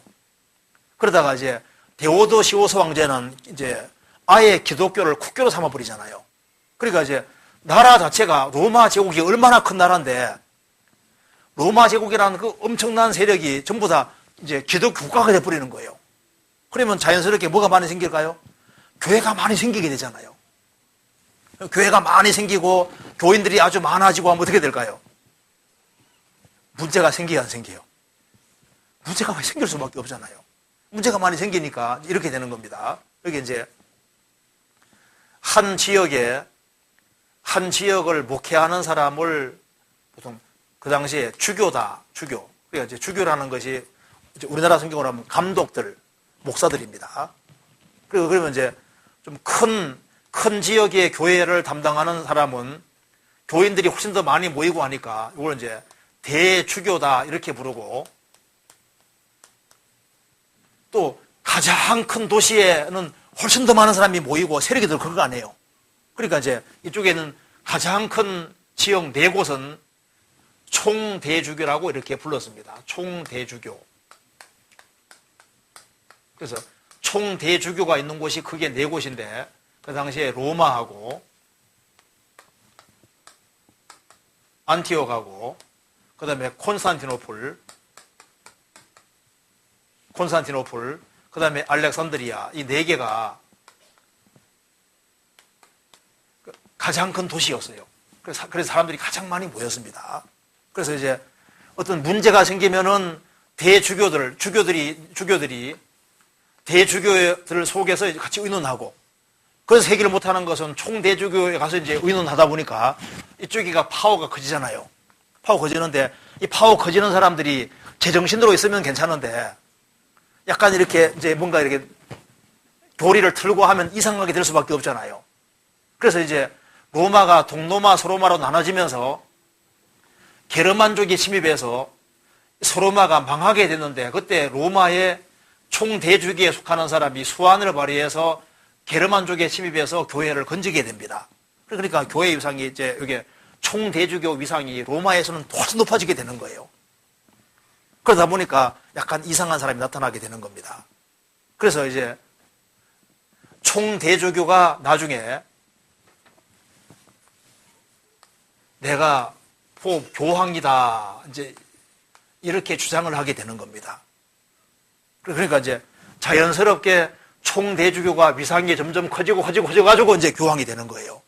그래서 이제 교황 제도가 처음 생긴 것이 이제 590년입니다. 590년. 그래서 로마 가톨릭의 시작은 590년으로 잡는 거예요. 교황 제도가 처음 수립이 됐고, 그래서 이제 590년으로부터 시작해서 이제 로마 가톨릭이 시작이 되는 겁니다. 그러니까 이제 초대 교회가 있고, 그 다음에 과도기가 있고, 그 다음에 이제 로마 가톨릭이 생기는 거예요. 그래서 이제 가톨릭이 생겼고,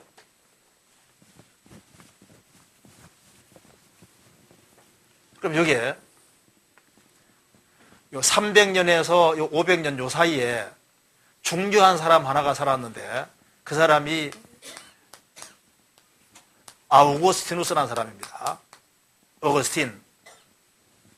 근데 이 아우구스티누스가 살았는데, 이 사람이 초대교회의 모든 것을 다 종합해서 아주 엄청난 저작을 남겼습니다. 그래서 이제 이 사람은 이렇게 보면은 개신교도고, 이렇게 보면 가톨릭교도 비슷한 거예요. 그렇기 때문에 개신교도도 좋아하고 가톨릭도 좋아하는 사람이 이 사람인 거예요. 그런데 이제 이 아우구스티누스는 연옥이 있을 줄도 모른다, 이 얘기를 하지 말아야 되는데, 대가가 그 말을 하면 이제 문제가 생기는 거예요. 연옥이 있을 줄도 모른다. 그런데 이제 중세로 들어가면 연옥이 있다, 이렇게 나가는 겁니다. 그리고 이제 교회가 과도기 흑면서 잘못된 것들이 많이 들어와서 이제 가톨릭 교회가 생기게 되는 거예요. 일단 그래서 개요만 좀 말씀드리겠습니다. 그래서 이제 이 속에서 이제 천국은 주님 공로로 피로만 가는 것이 아니고, 이제 인간의 선행이 덧붙여야 되는 것처럼도 가르치기도 하고, 연옥도 들어오고, 그 다음에 이제 신부들을 결혼하는 것도 맞고, 이 모든 게 이제 이 속에서 생기는 겁니다. 그러다가 이제 1517년 되면은 이 가톨릭의 신부로 있던 루터라는 사람이 종교개혁을 하게 되는데요. 루터가 가톨릭 신부였습니다. 그리고 대학자입니다. 근데 이제 루터가 자기 구원 문제로 굉장히 고민을 하다가 1517년에 구원을 받아요. 구원을 받고 난 다음에 초대교회 저작을 보니까 자기가 믿어왔던 것이 중세 가톨릭에서 믿는 것은 이건 옳지 않고 초대교회 때부터 믿어온 것을 자기가 깨달은 걸 확실히 알게 되는 겁니다. 그래서 종교개혁은 뭐냐면 초대교회로 돌아가자. 그러니까 예수님 오신 때부터 300년까지 있는 초대교회로 돌아가자 하는 운동이 종교개혁인 거예요. 그래서 종교개혁 때 누가 나오냐면 루터가 나오고, 그 다음에 칼빈이 나옵니다. 칼빈이 나오고, 그 다음에 디 앵글리칸 처치, 영국 성공회가 나옵니다. 영국 성공회가 나오고, 그 다음에 아나 베프티스트 해가지고 제세례파가 나옵니다. 그러니까 이제 종교개혁 때 루터가 나오고, 루터주의, 또 칼빈주의, 디 앵글리칸 처치, 영국 성공회, 그리고 아나 베프티스트, 제침례파, 제세례파 나오는데, 이쪽을 가리켜서 이제 개신교다 이렇게 말하는데요. 사실은 개신교가 초대교회의 가르침하고 천국 가는 모든 문제에서 근본이 일치하기 때문에 이것을 가르쳐서 오스독시다, 정통이다 이렇게 말하는 겁니다. 천국 가는 핵심이 똑같아 그 말입니다. 그래서 이제 초대교회나 종교개혁이나 천국 가는 핵심 가르침은 주님의 공로를 믿음으로만 가는 게 확실한 거니까 그 핵심이 똑같은 그것을 가르쳐서 이제 정통이다 이렇게 말하는 거예요.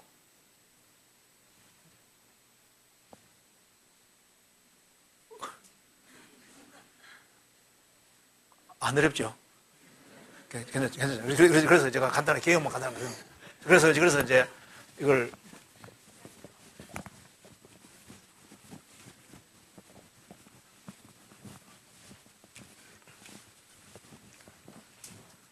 그래서 이제 이게 이제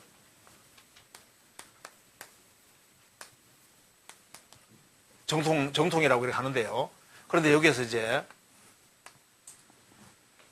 19세기 들어오면은 이게 이제 자유주의 신학이 들어오는데요. 자유주의 신학. 이건 이제 리버럴리즘이라고 하는데 이제 여기 이제 정통하고 자유주의 신학의 차이가 뭐냐 하면은 정통에서는 성경을 문자 그대로 하나님 말씀으로 믿잖아요. 그리고 하나님은 거룩하신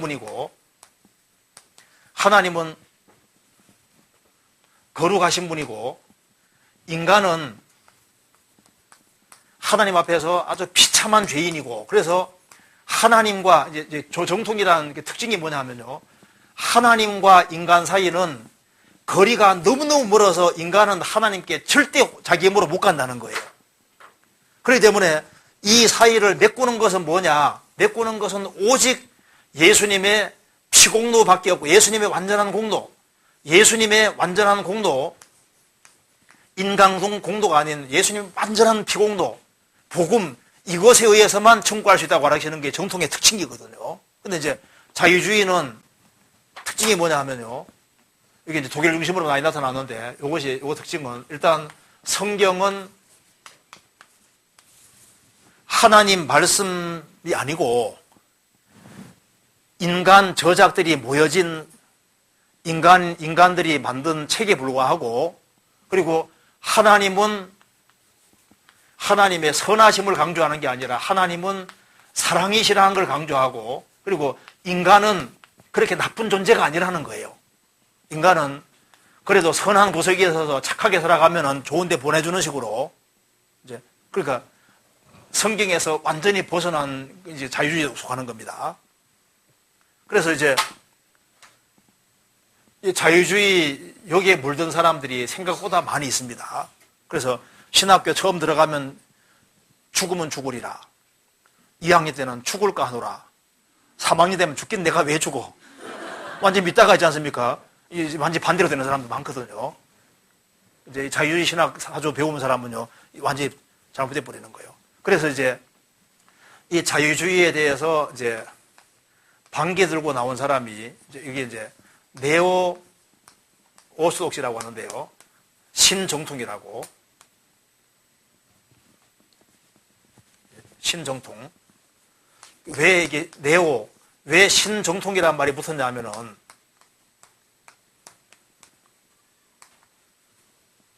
이거는 이제 신이라는 말이 붙은 이유는 정통은 정통인데 그 정통이라는 것은 하나님이 거룩하시고 인간은 완전히 죄투성이기 때문에 인간과 하나님 사이는 메꿀 수 있는 공간이 없기 때문에 예수님 공로로만 천국 간다고 하는 이건 똑같은데 왜 네오가 뭐냐 하면은 성경이 불완전한 책이라고는 받아들이는 거예요.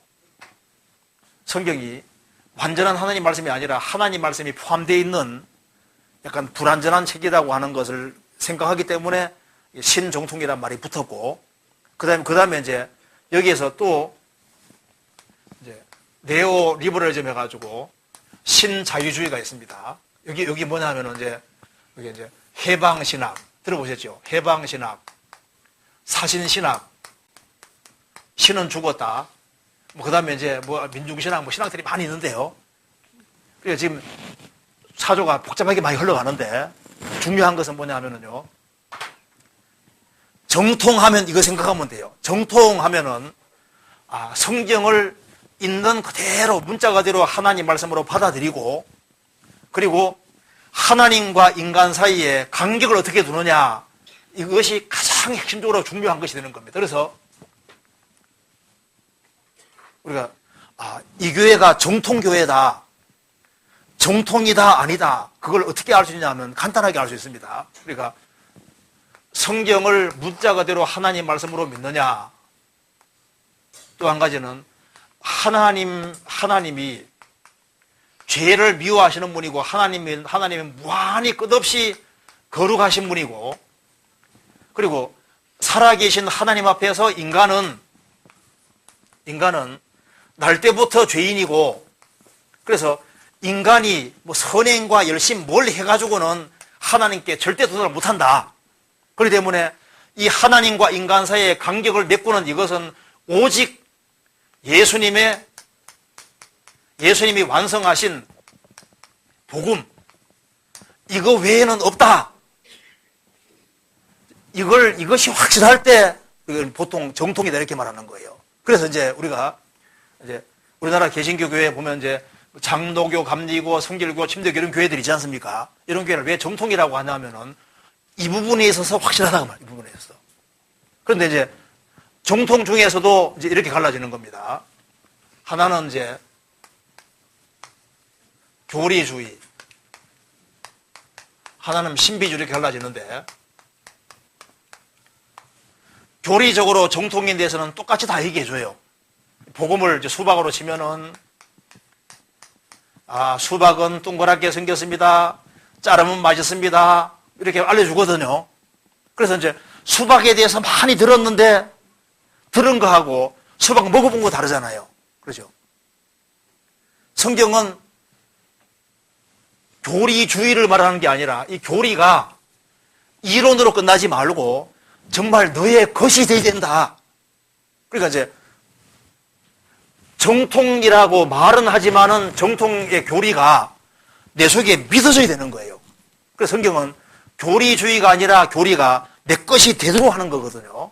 그리고 이제 그러니까 신비주의는 뭐냐 하면은 체험을 강조하는 교회입니다. 우리나라에 체험 강조하는 교회가 많잖아요. 그래서 이제 수박을 먹어야 되는데 참외나 오이나 사과 같은 것을 이제 먹었습니다. 그래서 이제 뭘 먹었냐 물어보면요. 신앙 체험이 많은 거예요. 막, 기도했는데 막 불이 샥 지나가고, 병도 나아버리고, 이제 이상한 체험들을 많이 하잖아요. 그래서 다양한 여러 체험들이 물론 좋은 체험일 수 있지만은 그게 충과는 체험은 아니잖아요. 그래서 성경에서는 뭘 말하냐면은 뭘 먹어야 되느냐? 수박 먹는 것처럼 복음을 먹어야 된다, 복음을. 그래서 성경은 교리주의도 아니고 신비주의도 아니고 복음의 교리가 성령의 도우심으로 확실하게 믿어져야 되는데 그게 확실하게 믿어져야만 충분할 수 있잖아요. 그래서 지금 교리적으로 정통인 교회들이 많이 있지 않습니까? 있는데 중요한 것은 그 복음 교리가 믿어서 내 것이 되는데 여기 중요한 거예요. 그래서 예수님에 대해서 아는 거하고 예수님이 내 속에 들어오는 건 다른 문제잖아요. 그렇잖아요. 자, 그래서 여기에 이제 교회의 흐름을 제가 간단하게 말씀드렸는데 나중에 귀에 쓰면은 교회사에 대해서 한번 자세하게 배우면 좋겠고요. 지금은 우리가 가르치는 바 자체가 성경의 핵심하고 정확히 일치합니다. 그리고 이제 사람들이 이제 우리 교회를 이제 싫어하는 이유 중에 하나가요.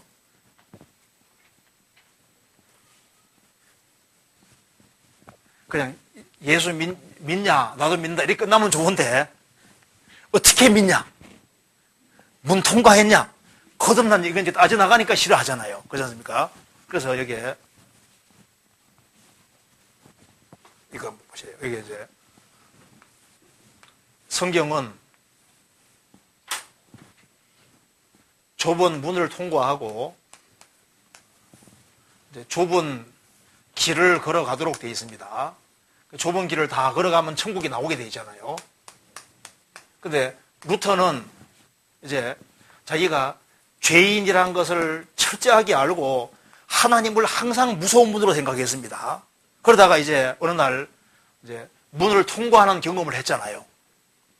죄짐이 떨어지고 의롭다함을 얻고 구원받는 경험을 한 겁니다. 그래서 루터는 자기가 구원 안 받았다가 구원을 받았기 때문에 루터는 설교 포인트가 구원 안 받은 사람, 구원받는 이쪽에 포인트가 항상 맞춰져 있는 거예요. 그래서 루터는 이제 심지어 구원받지 못하는 사람에게는요, 하도 저를 죄를 못 깨달으니까, 죄를 깨달아야 구원받으니까, 그래서 제발 죄 좀 씻고 오라고 이런 말까지 했는데, 그런 말 하면 안 됩니다. 죄까지 좀 씻고 오라고, 죄 좀 지어서 죄인인 걸 좀 확실히 깨닫고, 그래, 어쨌든 복음 깨닫게 해야 되는 거니까. 근데 그건 지나친 겁니다. 그래서 죄인인 걸 깨닫고 이제 구원받기 이렇게 해야 되는데요. 그래서 이제 루터는 문 통과하는 걸 강조를 많이 했고, 그 다음에 이제 칼빈은 종교개혁 당시에 칼빈이라고 하는 사람은 구원 안 받은 사람 구원받게 하는데 포인트가 없어요. 칼빈은 구원 문제로 고민을 별로 하지 않았습니다. 법학자이기도 했고. 그래서 그렇기 때문에 칼빈은 이제 구원받은 사람이 어떻게 하면은 가톨릭으로 안 돌아가고 좁은 길을 걸어가서 하나님께 영광 돌리는 이쪽에 포인트가 많이 맞춰져 있거든요. 그래서 칼빈이 쓴 대표적인 책이 인스티튜트라고 하는 책인데요. 그 기독교 강요라는 책인데,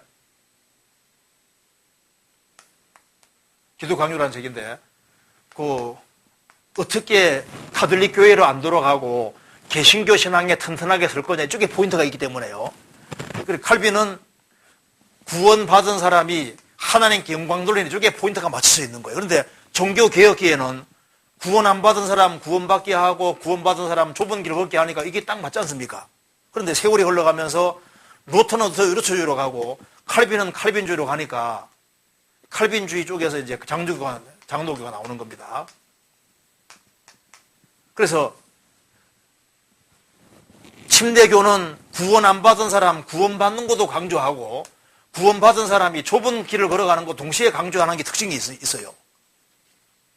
그리고 이제 과거에는 미국에 있는 침례교도 구원 안 받은 사람 구원받는 걸 꼬치꼬치 따졌거든요.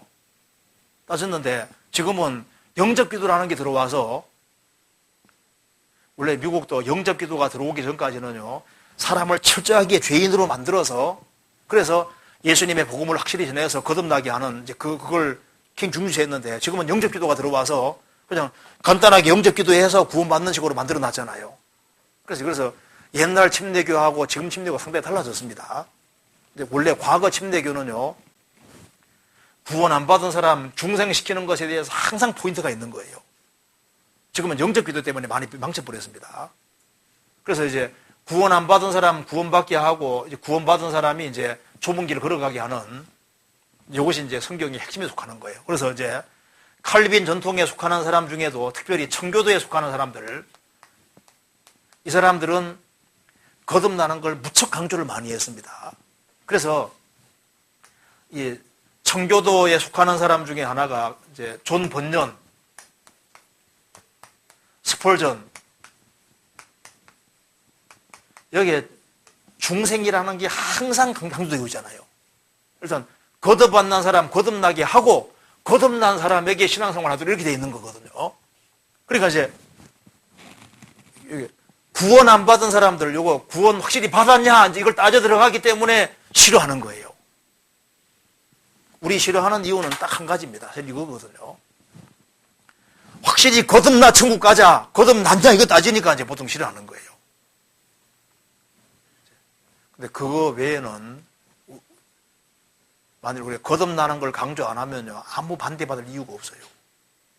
근데 거듭나는 걸 강조해야 됩니까? 강조하지 말아야 됩니까?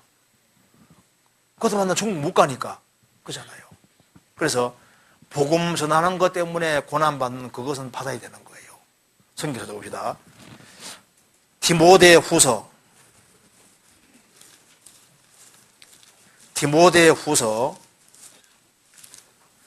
1장 보시겠습니다. 1장 8절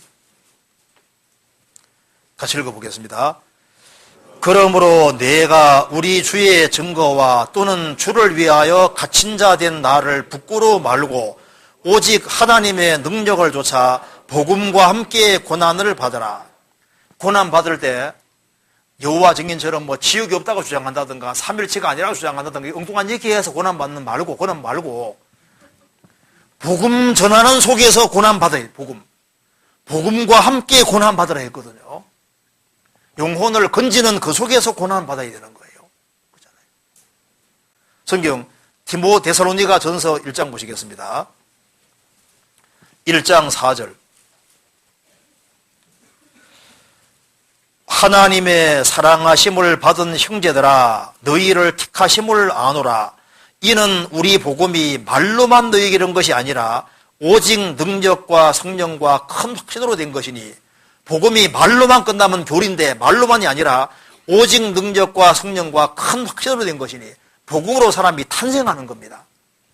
고린도전서 4장 보시겠습니다.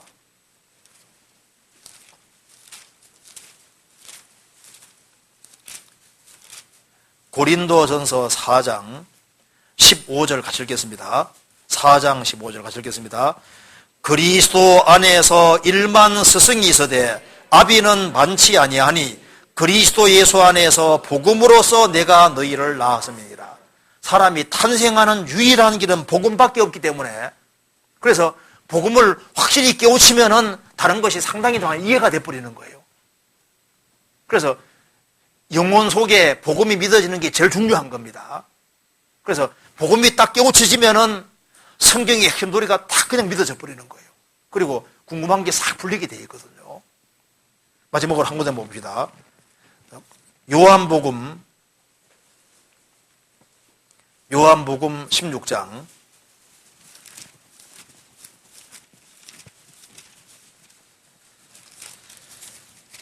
16장 23절 같이 읽겠습니다. 16장 23절 같이 읽겠습니다. 그날에는 너희가 아무것도 내게 묻지 아니하리라. 내가 진실로 너희에게 이르노니 너희가 무엇이든지 내 아버지께 구하는 것을 내 이름으로 주시리라. 그날에는 너희가 아무것도 묻지 아니하리라. 내게 묻지 아니하리라. 그날이 언제입니까? 구원받는 날, 성령을 받는 날, 복음 깨우친 날. 복음을 딱 깨우치면은 기본적으로 궁금한 게 사라져 버리는 거예요. 그래서 우리가 오늘 확실히 기억해야 될 것은 딱 하나.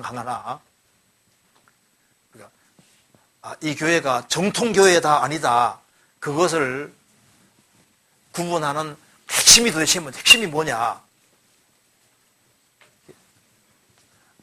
하나님은 사랑이라는 걸 너무 강조해가지고 인간의 죄인됨을 강조하지 아니하고 하나님과 인간 사이의 간격을 너무 가까이 만들어 놔가지고 이렇게 하면 구원이 안 이루어집니다.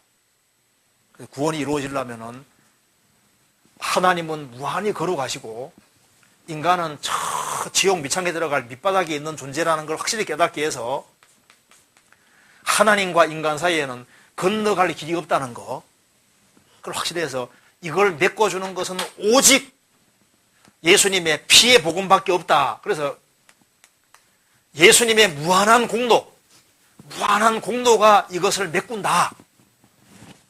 이것이 이론이 아니고 실제로 느끼는 이것이 성경에서 가장 핵심으로 중요한 겁니다. 이게 이제 정통이냐 고기 여기에서 사실 별개되는 거예요. 그리고 여기 바로 복음인 겁니다. 복음. 여기 딱 믿어지면은 그 다음에 이제 궁금한 게 한꺼번에 싹 풀려버리는 거예요. 그걸 좀 알면 되겠습니다. 시간 지났으니까 다음 시간에 또 좀 자세하게 좀 다른 걸 배워보도록 합시다. 같이 기도하겠습니다. 자비로우신 우리 아버지 하나님 감사합니다. 많은 사람 중에서 저희들을 복음으로 불러주시고 주님의 복음을 깨닫게 도와주시는 것을 감사합니다. 그리고 주님이 주시는 확신과 소망 가운데 생을 살게 해주시는 것도 감사합니다.